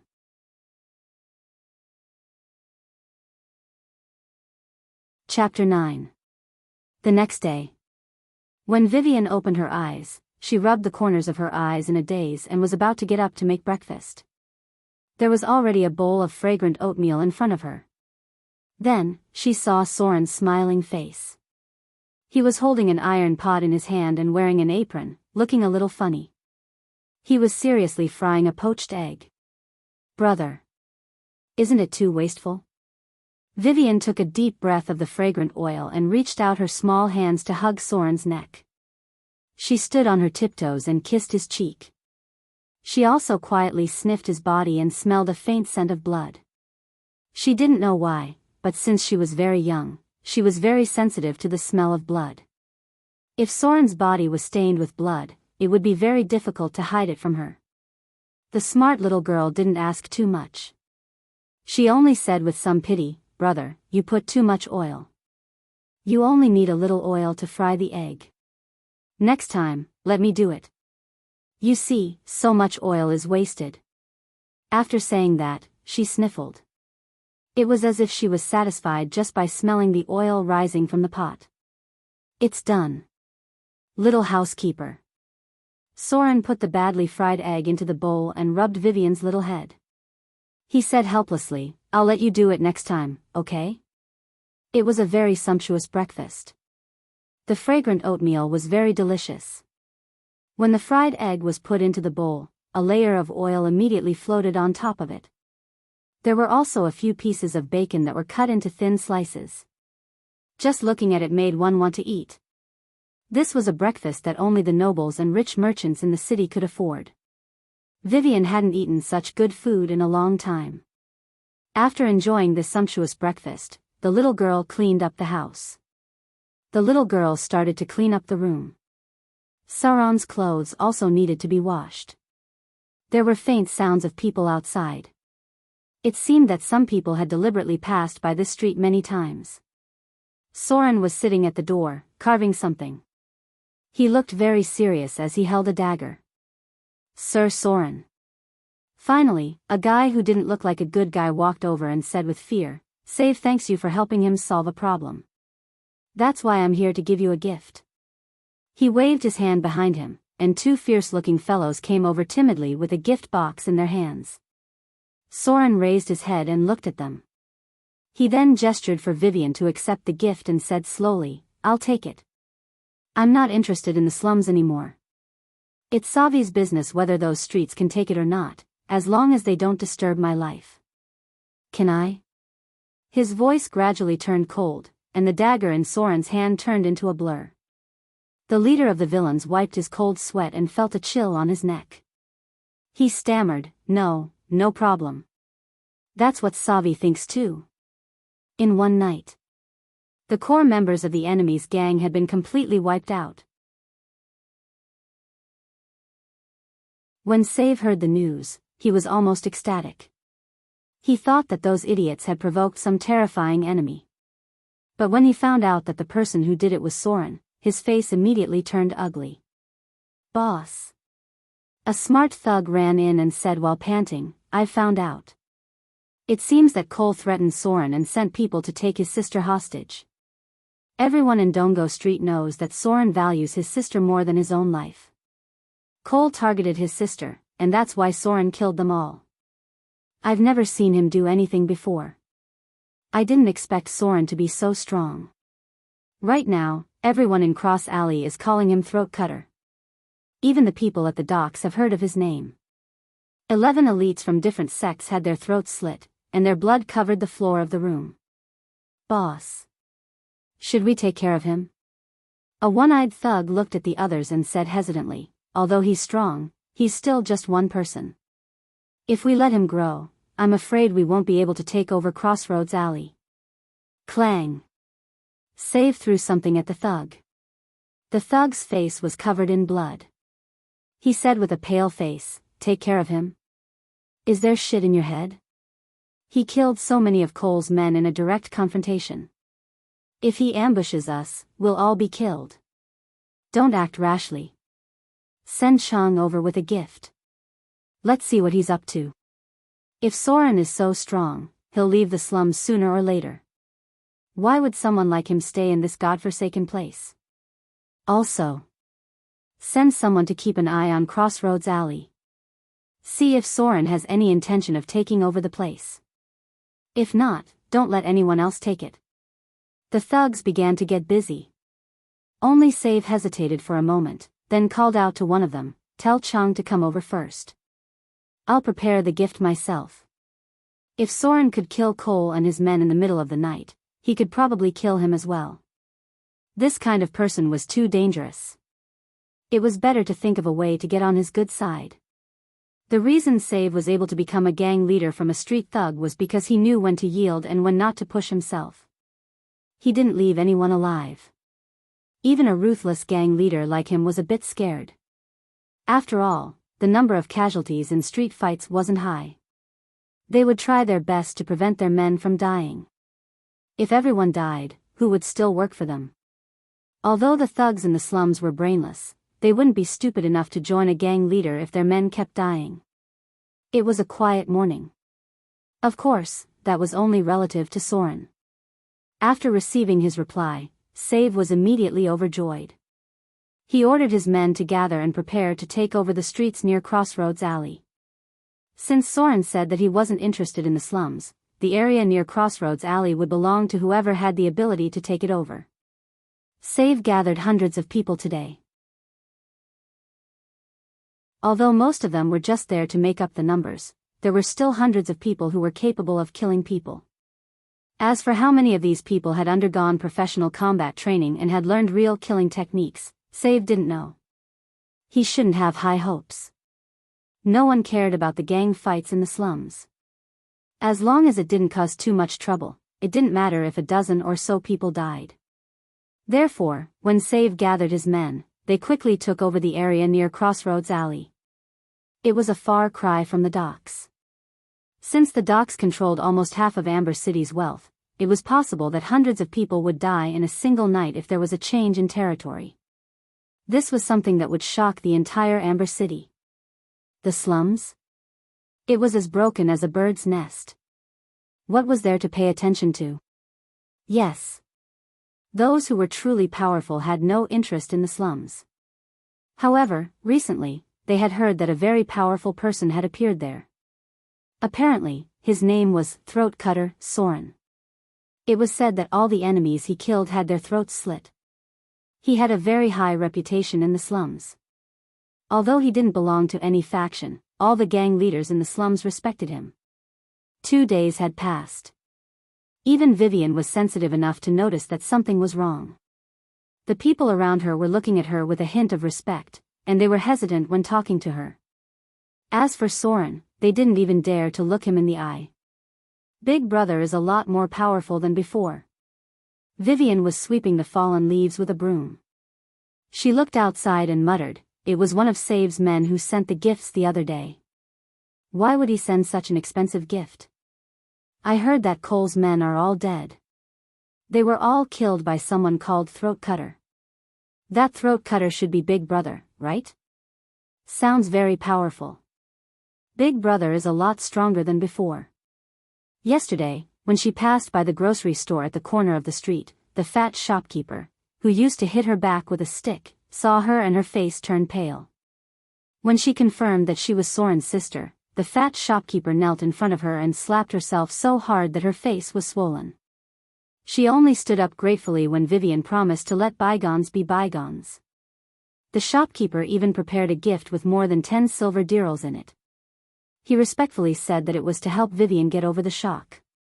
They were afraid. Although they were afraid of Soren the Throat Cutter, Vivian still enjoyed the feeling of fear. La la la. The little girl hummed a tuneless ballad and happily cleaned the room. We are bad guys.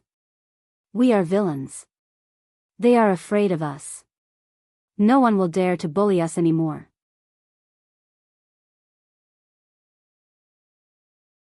Chapter 10. 2 days had passed.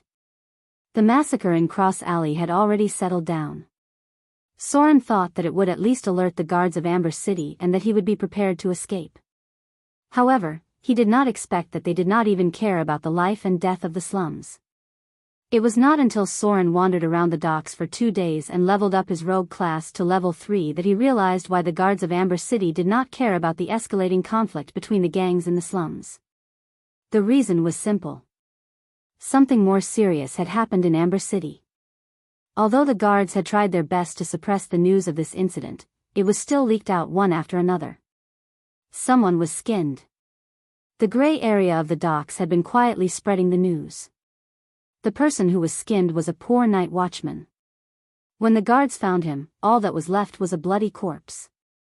This was not a simple skinning incident, because the human skin that was peeled off could be said to be perfect, without a trace of damage. Furthermore, it was placed in the most conspicuous corner, as if mocking the guards' incompetence. There were only 2 kinds of people in the world who could do such a skillful skinning. One was the fallen followers of the evil gods of hell, and the other was the followers of the demons from the abyss. Those who knew the news were panicking, especially the nobles who tried their best to put pressure on the guards because the night watchman was skinned when he reported the time in the nobles' district. Followers of evil gods or demons had sneaked into Amber City and were active near the nobles' district. The guards were now in a mess. They were desperately trying to find any clues and were not in the mood to care about the life and death of the slums. After the news was spread, many forces, both inside and outside the city, had restrained themselves, especially those who wandered in the gray area of the docks. Recently, they had started to limit the number of times they acted. Since the skinning incident had happened, it would not end just like that. According to the gray area's understanding of the realm of darkness, those lunatics would not stop just like that. There would probably be more bloody incidents in the future. When Sauron heard the news, his heart was shaken, and then he realized something. This was a sign that the chaotic era was coming. Before the outbreak of the Twilight of the Gods, the first to act were the demons of hell. Their followers started bloody massacres, and the most common one was skinning. This was an evil and ancient ritual. It meant that a new soul had fallen into the chaotic evil faction. It also meant that an evil sacrificial ritual that would affect the entire southern dukedom had begun. Has the serial skinning incident already started? Soren was standing at a corner of the dock. His expression was solemn as he muttered, "Amber City. This should be the territory of the Southern Duchy. Although the name sounds unfamiliar, I think I've heard of this name before. Something big must have happened in Amber City before the upheaval. Otherwise, I wouldn't have been able to leave such a clear impression in so many cities. What happened?" Soren frowned as he tried his best to recall. Unfortunately, he didn't have enough clues. There were too many things that happened at that time. Even an ancient red dragon had appeared. Many people wanted to slay the dragon as if they were crazy. No one cared about what happened in a city in the Southern Duchy. Soren was also busy in the northern plains at that time, trying to find a way to kill the hill giant. Slaying the dragon? He wasn't that naive back then. However, as a level 5 rogue who didn't have any class advancement skills, trying to slay a hill giant by himself was already a crazy and risky move. A hill giant had a challenge rating of 10, which meant that a team of adventurers with a profession rating of 10 or higher would have a 50% chance of defeating it. The skinning incident has begun. Soren looked at the goods coming and going in the dock as if he could foresee the coming chaos. He muttered, "Looks like I'll have to take a trip to the hidden treasure cave." Power. This was the most important thing in the chaotic era. Power was the only thing that could ensure one's survival, and only power could protect everything that one cherished. The gods were coming. The era of the saints was about to begin. Mortals were not qualified to interfere with the trajectory of history, and no one could stop the arrival of this catastrophe. Soren did not think that he could do it alone, even if tens of millions of players could not do it. The only thing he could do was to accumulate more power before the chaotic era arrived. At least he could protect himself in the face of danger. 2 days. It was enough for Soren to find out the approximate location of the hidden treasure cave. Almost every city had a hidden treasure cave like this. It was said that it was the work of a powerful lich. It seemed that the lich was planning some kind of conspiracy, but unfortunately, it fell before it could complete its plan. Many people had explored these hidden treasure caves and found a lot of random things, including parts that could be used to make a lich's body. However, what really attracted Soren was the rare equipment in the hidden treasure cave.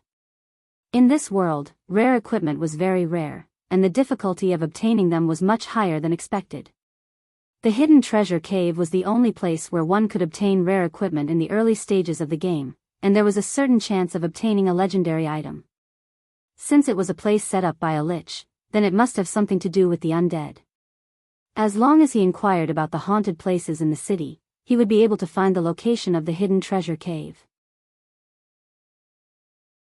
In his previous life, these hidden treasure caves were already explored by others. Now, there shouldn't be anyone competing with Soren. However, since he couldn't find anyone he could trust to work with him, he could only explore it alone. He could only hope that the difficulty wouldn't be higher than level 5. After all, there were hidden treasure caves with a difficulty of level 8 and above. At that time, 6 teams of adventurers were wiped out. Only the last team was lucky enough to complete the quest and obtained a lich's phylactery. Unfortunately, it was already damaged. After working at the dock for 2 to 3 days, Soren's class had reached level 3, and his attributes had also increased. Name, Soren race, half-elf attributes, strength 12, dexterity 20, +1, vitality 15, intelligence 18, +1, wisdom 15, charm 16 alignment, lawful evil class, level 10 commoner, max, / level 3 rogue, 125750, grade 1, HP, 3030 EXP, 360 slaughter EXP, 120 profession EXP, unassigned.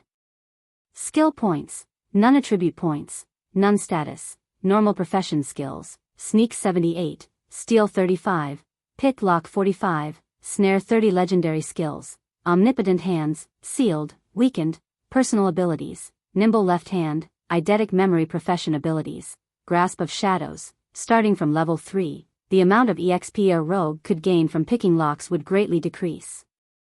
Only some complicated locks could give rogue EXP, and even the simplest alarm traps couldn't increase a rogue's skills. Locks that could give dozens of EXP in the beginning would only give a few EXP now. Therefore, Soren didn't need to waste any more time on them. After all, starting from level 5, rogues couldn't gain EXP from picking locks anymore. Every adventurer class would gain a significant increase when they reached level 3. For example, wizards could learn a spellcasting ability when they reached level 3. At the same time, they could learn grade 2 arcane magic. Paladins could learn judgment of evil when they reached level 3. Droll could learn animal perception when he reached level 3. The warrior class with the biggest increase should be the warrior class. They could learn a tough awakening which permanently increased their HP by 10 points and gained 5% physical damage immunity. These were the prerequisites for legendary warriors to learn absolute tenacity and unyielding resolve. Compared to other professions, the first profession ability a rogue could learn was very ordinary. It was the most basic grasp of shadows. In this special world, a person's strength included many aspects. Some of them were abilities that came with their profession, while others were abilities that they learned through training. For example, a personal ability was an ability that was learned through training, while a profession ability was an ability that most people of the same profession had. For example, rogues. Almost all rogues above level 3 had the grasp of shadows. Unless their attribute talent was too low, they couldn't even learn the most basic grasp of shadows. Therefore, most rogues had the profession specialty, grasp of shadows, but they might not have the personal specialty, nimble left hand, or eidetic memory. Grasp of shadows, profession ability. Rogues gradually feel the power of shadows through long-term training and battles. This power has gradually seeped into their blood, allowing them to hide better in the shadows. Rogue's skill level increases by 5 points when they are in stealth. When attacking outside of the shadows, they can deal an additional 1 point of shadow damage. When a profession reached level 5, they could become a grade 2 adventurer. At that time, rogues could learn a combat skill, Shadow Strike. The current grasp of shadows was the prerequisite for learning Shadow Strike. At this stage, many professions would have an obvious increase, but Soren liked to call it extraordinary awakening. Because the other professions were similar. Toughness awakening, profession ability. After a warrior's long period of training and battle, the bloodline power in his body has gradually surpassed the range of a normal person. Normal injuries are no longer a threat to him. Warriors permanently increase their HP by 10 points and gain 5% physical damage immunity. During abnormal status checks, they gain an additional +2 advantage. Then there was the profession ability of paladins. Judgment of evil, profession ability. Paladins' firm beliefs have withstood many tests. When encountering evil targets, they can always easily identify them. This can prevent them from being deceived by evil targets. When a paladin fights with an enemy of the evil faction, they can pray for a trace of divine power of order. This power has already seeped into their blood, so every time they hit an enemy of the evil faction, they can add an extra point of holy damage. This was the prerequisite for vanquishing evil, and also the reason why there were so many paladins alive in the world. Their intuition towards evil was very sharp. Otherwise, this group of stubborn people would have been played to death by others. There wasn't much difference between profession abilities. Most of them were awakened due to the increase in profession level. This kind of ability would gradually strengthen as the profession level increased. Many profession abilities were the key to mastering top-level abilities in the legendary realm. For example, if a rogue wanted to learn the combat skill Shadow Step, they had to master a profession ability above Shadow Dominator.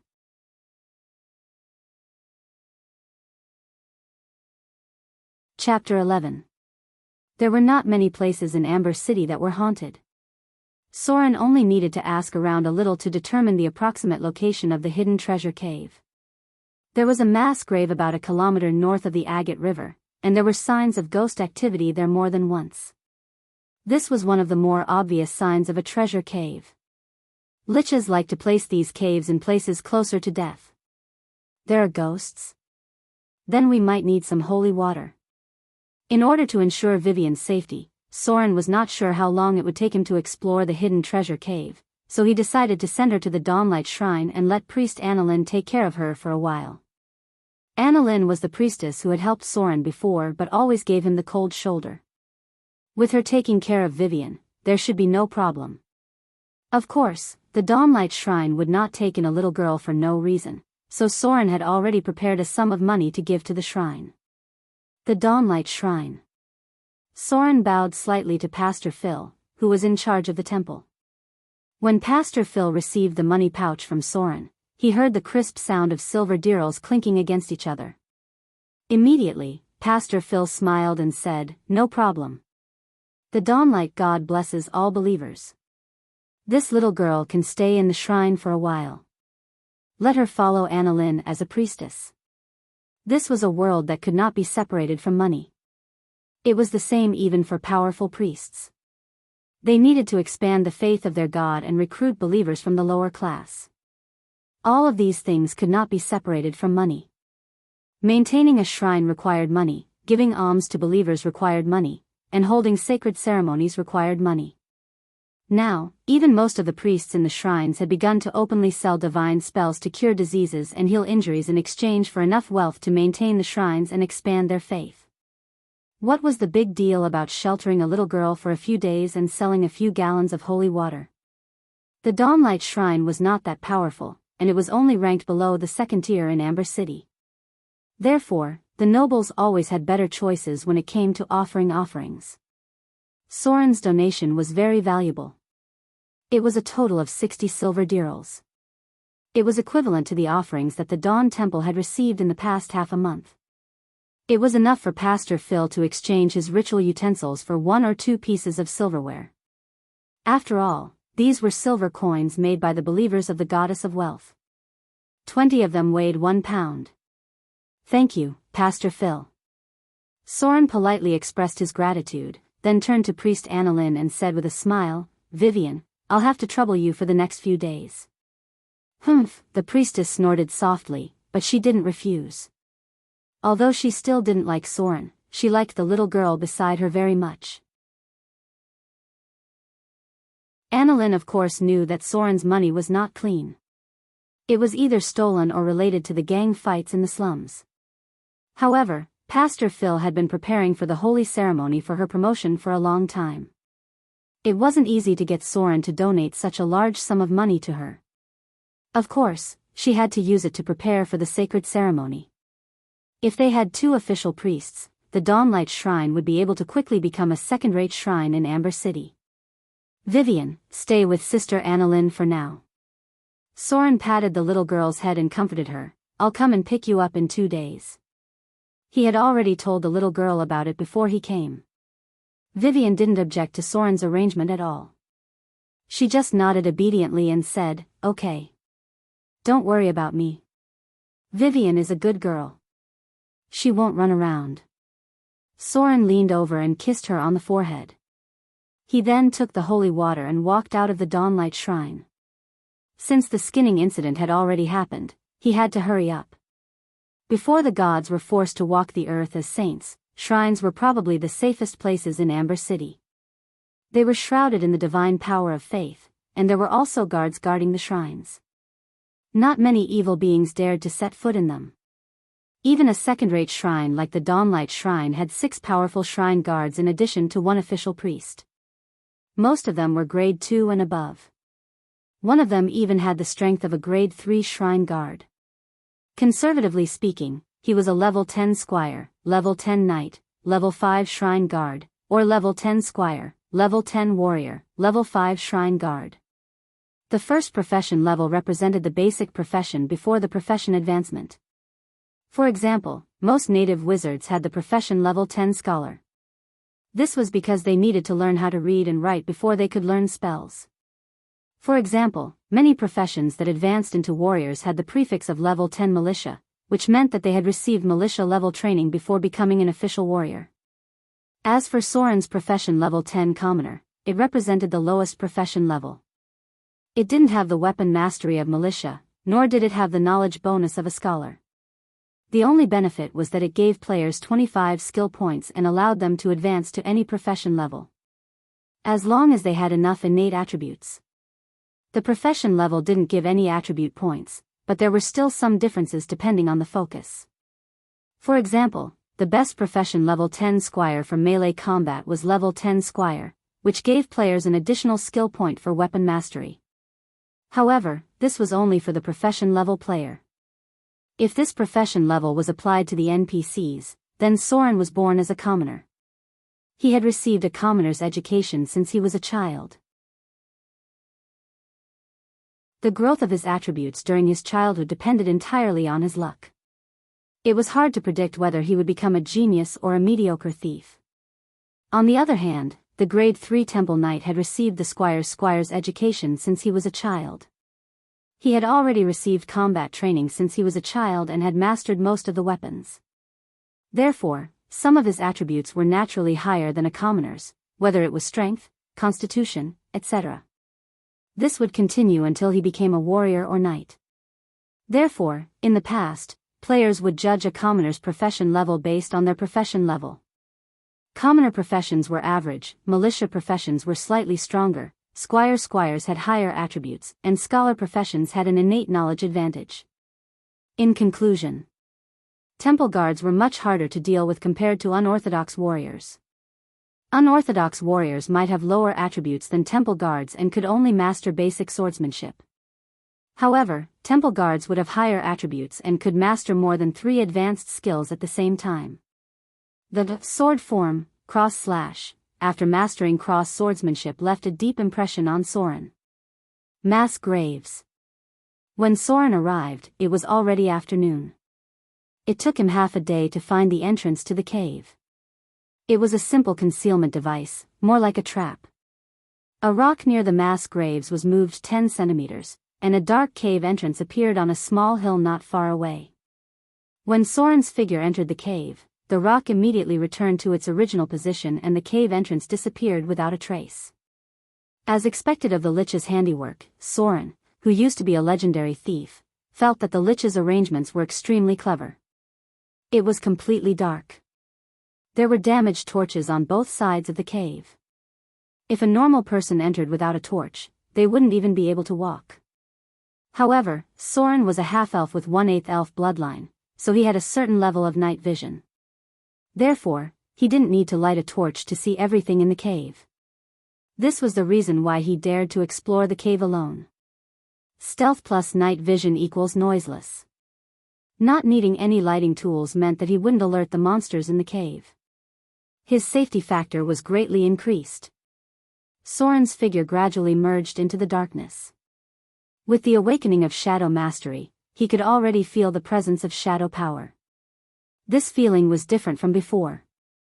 In the darkness, his figure gradually became hazy, as if he had disappeared into the shadows. Only when he moved could he vaguely feel the slight changes in the shadows. His breathing, his heartbeat, and his smell were all covered by the shadows. Creak. Footsteps sounded in front of him. Soren gently pulled out his dagger and hid in a corner of the cave, waiting. The area of the cave wasn't small. After all, the Lich couldn't have just dug a hole in the ground. There were many underground passages, and many of them were guarded by monsters, as well as traps set by the Lich. A skeleton appeared in front of Soren. There was no soul fire in its eyes, which meant that it was only a skeleton of the lowest level. Perhaps it was unconsciously guarding the cave because of the dense death energy. This kind of skeleton was relatively easy to deal with. Most players could deal with one or two of them, but it was impossible to kill a large group of them. This was because their strength was roughly equivalent to a trained militia, and they didn't have any fatal weaknesses. After all, skeletons were considered supernatural creatures. Even if it was the lowest level undead creature. Soren's figure quietly approached. The skeleton didn't notice him at all. It was holding a rusty iron sword in its hand, and it seemed to be an adventurer who had died while exploring the cave. The number of NPCs in the storyline wasn't any less than the players. There were even quite a few from the evil faction that cooperated with the players or even ambushed them from behind. Anyone who underestimated the world of Clash of the Titans would have to pay the price. A ray of cold light suddenly appeared in the darkness. Soren's figure emerged from the shadows, and he instantly stabbed the skeleton's spine with his dagger. Shadow hiding successful. Backstab activated. Successfully activated Backstab X2, dealing 18, plus 1, points of damage to the target. The target is severely injured. This was the first time Soren's successful backstab didn't kill an enemy instantly. However, he wasn't surprised because the dagger in his hand was just a normal dagger. It didn't have any enchantments or supernatural abilities. It was very difficult to kill an undead creature in one hit. After all, undead creatures had the bonus of being a supernatural creature. Although the difficulty of the skeleton was only level 1, it had more than 30 HP. Without flesh, it was more durable than a normal person. Clang. Clang. Clang. The skeleton's battle instincts were still there, and its first reaction after being attacked was to slash down with its sword. Soren blocked the attack with his dagger, and he couldn't help but feel his body sink a little. It has more than 16 points of strength. Soren dodged the second attack and moved his slightly numb arm. He thought to himself, it must have been an advanced warrior when it was alive. Otherwise, it wouldn't have such high strength after becoming an undead. 10 points of strength was the standard for a normal person. 12 points of strength was equivalent to a laborer at the docks. 14 points of strength was considered to be quite strong for a normal person. 16 points of strength was equivalent to a weightlifter in his previous life. 18 points of strength was more exaggerated. It was the kind of person who could single-handedly slash a person with a weapon that weighed more than 50 kilograms without panting. Normally, those who could reach 16 points of strength were close combat professions that were specially trained. Attribute points were the most difficult thing to increase. It took 2 levels to gain 1 attribute point. Even if you reached level 20 and entered the realm of legends, you would only gain 10 points of attribute points. Soren's weakness was that he only had 12 points of strength.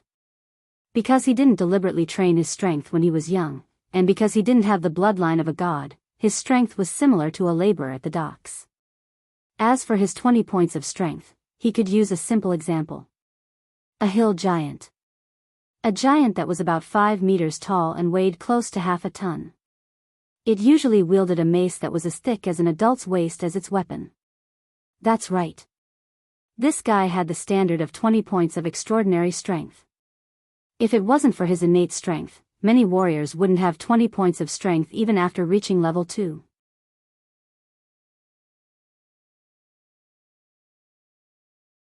Chapter 12.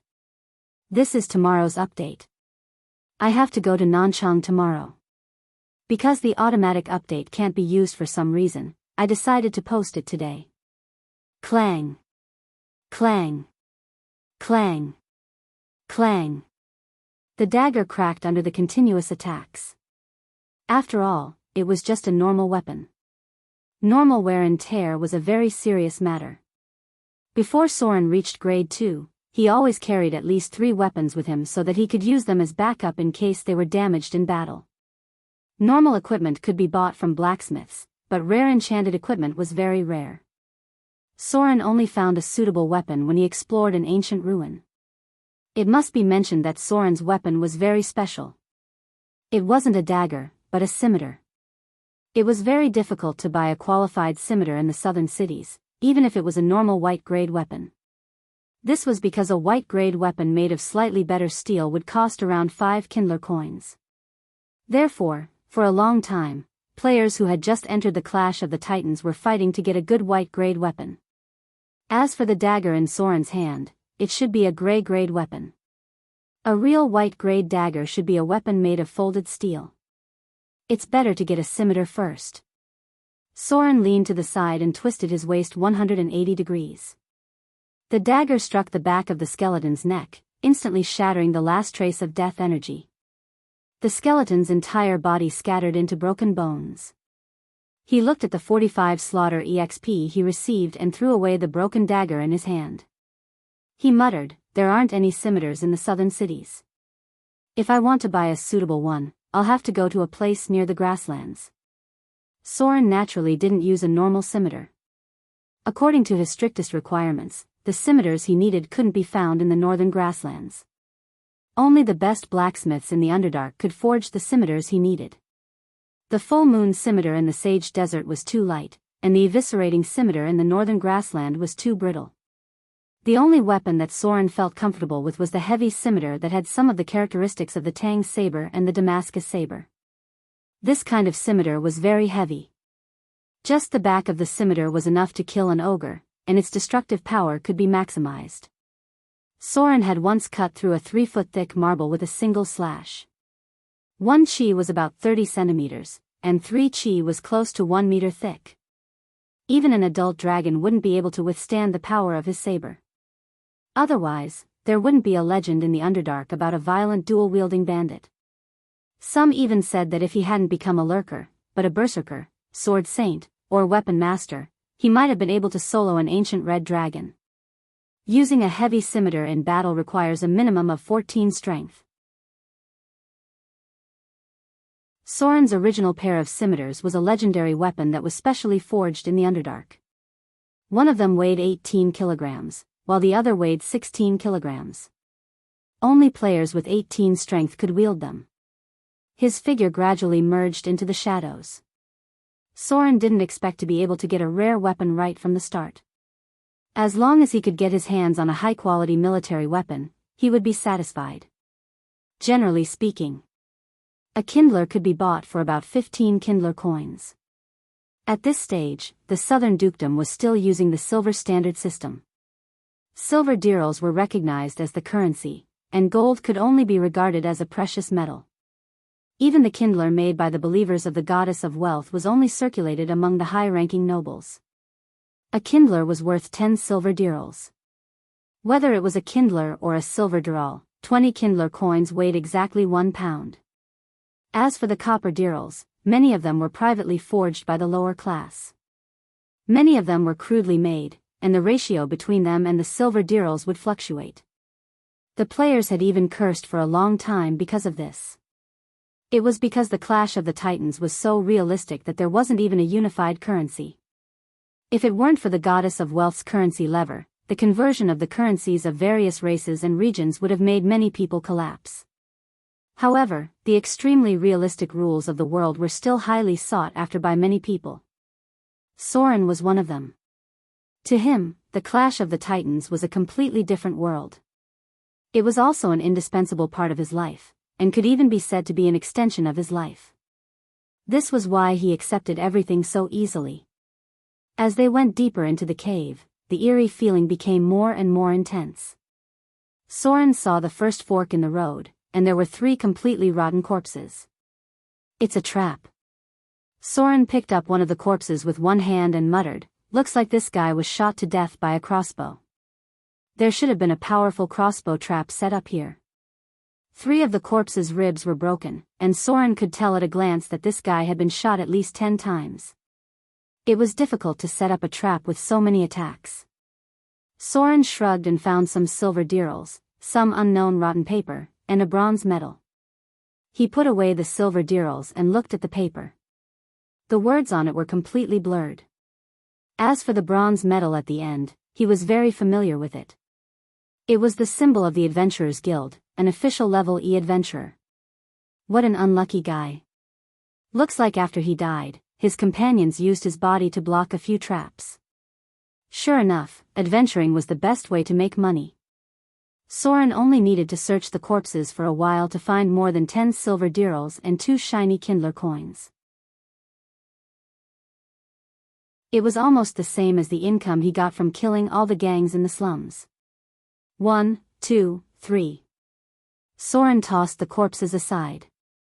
Perhaps it was because he had experienced too much in the clash of the titans, but now that he was facing the corpses in person, he felt nothing. Including the skeleton at the beginning, all 4 of them looked like warriors with leather armor. Spellcasters shouldn't join such a low-level adventurer team. What about the rogue? Wizards, priests, droll, and warlocks were all typical tall, rich, and handsome professions.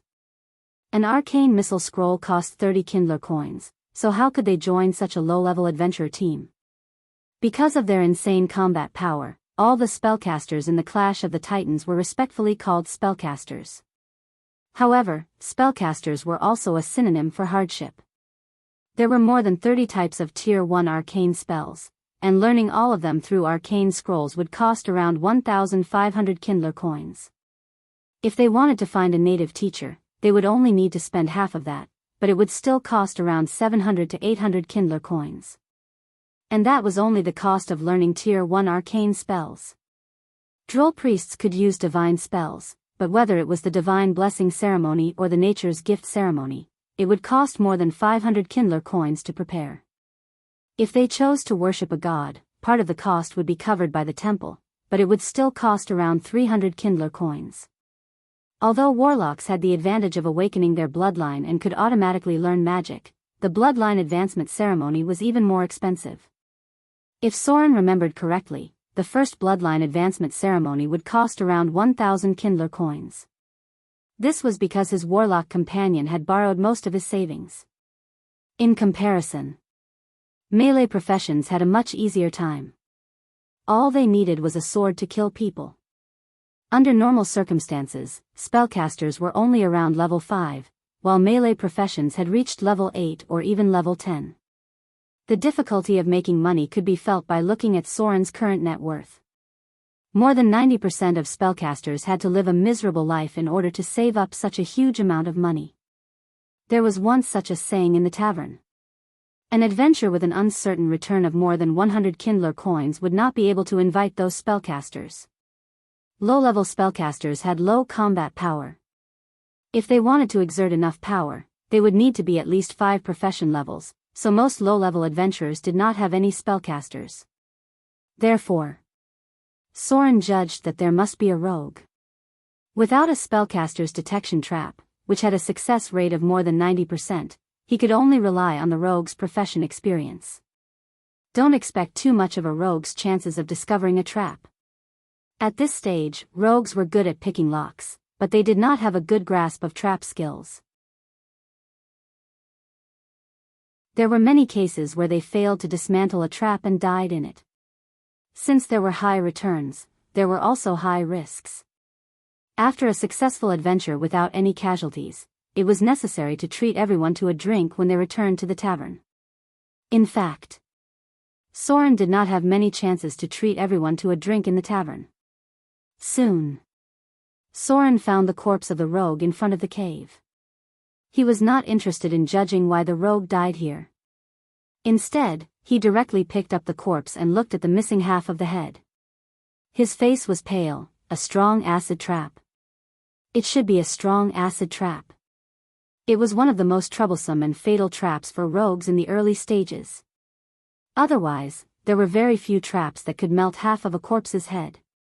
There were many pits on the ground left behind by the strong acid. Looks like we're in trouble. Soren took out a small mallet and gently knocked on the ground. In order to prevent the traps from being triggered by rats, many traps were triggered according to the standard of an adult's weight. Therefore, halflings were always the most popular rogues among adventurers. Acid traps were divided into two types, magic traps and physical traps. The former was set up with a magic circle and then connected to a trigger device. The latter was set up with refined acid on the trigger device and sprayed out the acid after it was triggered. Before entering the bloodline awakening stage. Even warriors with profession level 5 and above could be killed by the acid trap. Even if they survived, they would be almost crippled. In the later stages of profession enhancement, there were many bloodline awakening ceremonies. Although there were many warriors with high vitality who could withstand acid, explosion, lava and so on, they could still fight with vigor. But at this stage, Soren was not confident that he could withstand a strong acid trap. If he was hit, he would definitely die.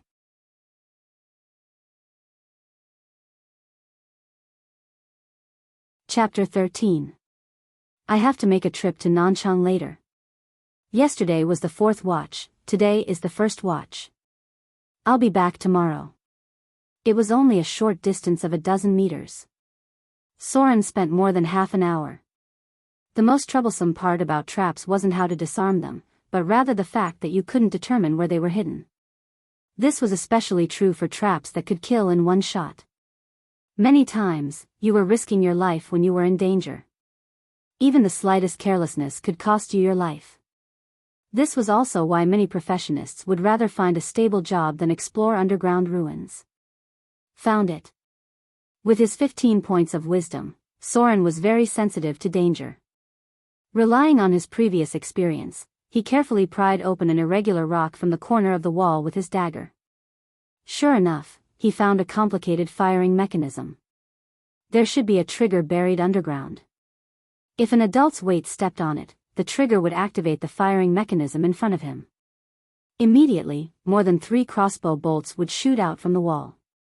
1, 2, 3, 4, 5, 6. Soren couldn't help but wipe off his cold sweat. He was secretly glad that he was careful enough. This was actually a multiple crossbow trap. If he wasn't careful enough, he would have been shot into a sieve. Unless he was wearing heavy armor, he wouldn't be able to block these powerful crossbow bolts. If he didn't remember wrongly, this crossbow trap's single target damage was around 12 points. If it didn't hit a vital point, 6 bolts would be enough to kill him in an instant. Gotcha! Soren used his finger to hold the trigger. He then laid on the ground and used his dagger to knock on the iron bar. This kind of trap was made of special steel. After a simple enchantment, it wouldn't rust for decades. Some of the traps in underground ruins were completely enchanted. Even after hundreds of years, it was still enough to kill. Pa, 6 bolts shot out and sank into the wall on the other side of the wall. Soren didn't care about the dust on his face. He dug out the firing mechanism and found the location of the trap. A trigger, a firing mechanism, and a crossbow trap. Good stuff. A smile appeared on Soren's face as he dismantled them and put them into his bag. Thieves couldn't just close their eyes when setting up traps. Even a legendary thief wouldn't be able to set up a trap without the right materials. If he were to purchase these materials from the Mask of Shadows, he wouldn't even be able to buy them for at least 30 to 50 Kindler coins. After all, this was a trap that could instantly kill a warrior below profession level 5. A row of data appeared, successfully disarmed trap. Your thief skills have been improved. You have received 210 experience points. Professional traps required a lot of experience, but it also required a high level of skill from a thief. Soren put away the other items, but he still assembled the crossbow launcher. They weren't ordinary crossbow bolts, but rather a box used to shoot crossbow bolts. Soren dug out the 6 bolts and put them back into the box. All he needed to do was to pull the trigger in the box, and all 6 bolts would be shot out at once. This device couldn't be fired in one shot. It had to be fully loaded before it could be fired. 6 bolts had to be fired at once. After all, this wasn't a regular crossbow. Soren removed one of the traps and continued to move forward. It seemed like there was only a strong acid trap here, but it had already been triggered by the unlucky thief. The price of a strong acid trap was even higher. It would cost around 100 Kindler coins to set it up. This was because there was a possibility of using a magic trigger device. The cave behind him became more and more crooked. At the same time, Soren relaxed a little.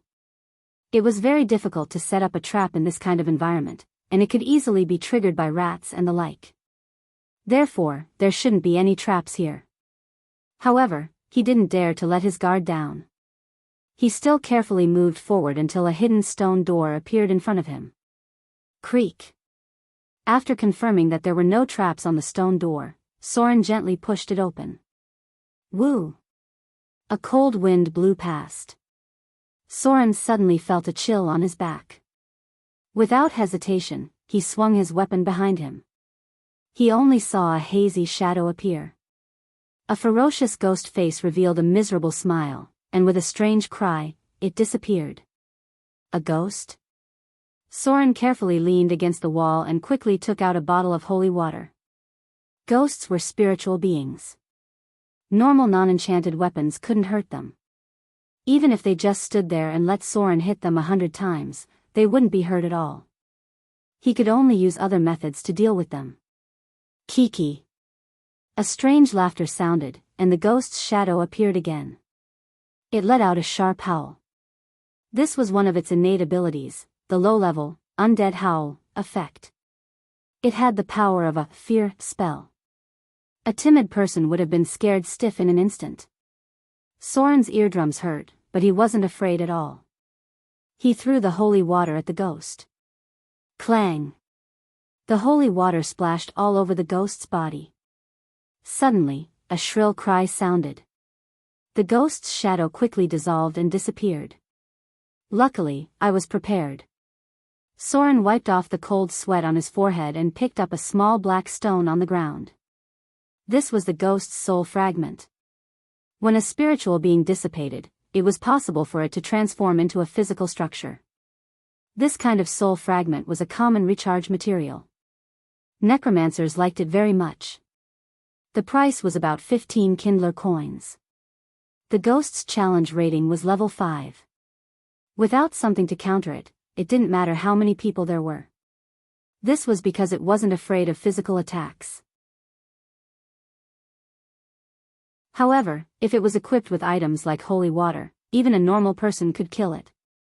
It was one of the most difficult to deal with, but also one of the easiest.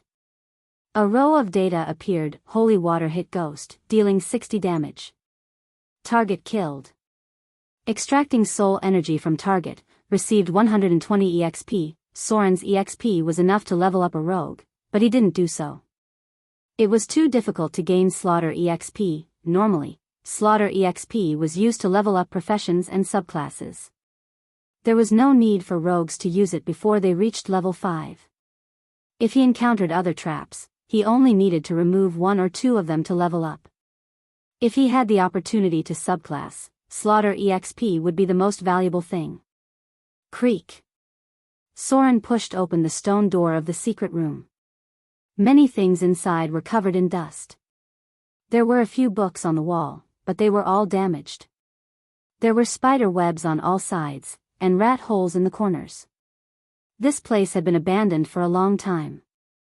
There was a stone table in front of him. On top of it were many odds and ends, such as an unknown skull, broken finger bones, dried bat corpses, and a black wooden box. No rare weapons, no magic devices. There was a hint of disappointment in Soren's eyes. There seemed to be nothing valuable in this secret room, except for the wooden box that he didn't know what was inside. He gently touched it, and after confirming that there were no traps, he carefully picked it up. It looks like ironwood. Soren looked around. He held the box in the palm of his hand, away from his head, and pried it open with his dagger. He couldn't tell if there were any magic traps inside. But thinking about it, a low-level treasure cave like this shouldn't have so many traps. Still, it was better to keep it away from his head. Crack.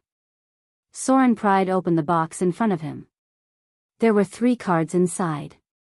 It was as if they were out of tune with everything around them. The 3 cards were so exquisite, with mithril lace inlaid with fine diamonds, and in the center was a magewet that looked like a whirlpool. At first glance, everyone's gaze was drawn into it. It was as if this was something that could be created by the current civilization. Even the divine badge of the Holy Church wasn't as exquisite as this. Soren didn't know if he should be surprised or worried. This was because the cards in his hand were legendary magic items. Cards of all creations? This was a treasure left behind from the Arcane Empire. It was said that a legendary arcanist created it out of boredom. There were 108 cards in total, and each of them had a special magic power. They could give you unimaginable benefits, or they could bring you devastating disasters. No one knew what the deck of all creations would bring. Some people were drowned by 10,000 arcane gold coins after opening the cards, while others were struck by a powerful bolt of lightning after opening the cards. Item identification. Soren tried to activate the data flow in his mind. Soon, a row of small words appeared: cards of all creations, legendary item, X3, a trinket left behind from the Arcane Empire. It is the highest achievement of alchemy in the last age. Unimaginable things will happen after opening it. It is said that drawing a trump card will give you unimaginable power. Should I open it? Soren looked troubled. He gritted his teeth and took out a card. He bit his finger and dripped a drop of blood. Both sides of the card were the same. It could only be opened with fresh blood. No one knew what the card represented before it was opened. Not even legendary wizards could predict what it would be like before it was opened. A faint light appeared. After the first card absorbed Soren's blood, it rippled like a wave. Then, the image in the center of the whirlpool began to appear. The first thing that appeared was a treasure vault filled with countless gold coins, gems, and equipment. This scene made Soren extremely excited because it meant that he was likely to draw a treasure card. However, then, a wretched figure appeared at the entrance of the treasure vault. He was holding a bag and was desperately trying to fill it with treasures. No. Soren's face fell. He knew what he had drawn. Godly thief. A ray of light appeared on the open card. Then, a wretched figure appeared. He laughed eerily, and an ancient alchemy rune appeared on his palm. In the blink of an eye, everything valuable on Soren's body was stolen. Apart from the 3 cards in his hand, even his clothes were stolen. A gust of wind blew past. Soren shivered. He was naked from head to toe. Weapons, clothes, gold coins, holy water, tools. Everything on Soren's body disappeared. Even the box in his hand was gone. All that was left were the 3 cards. The wind blew. His butt was cold. You're tuning into the Dreamy Love Stories YouTube channel. Don't forget to subscribe and join us on this journey to catch the most captivating stories.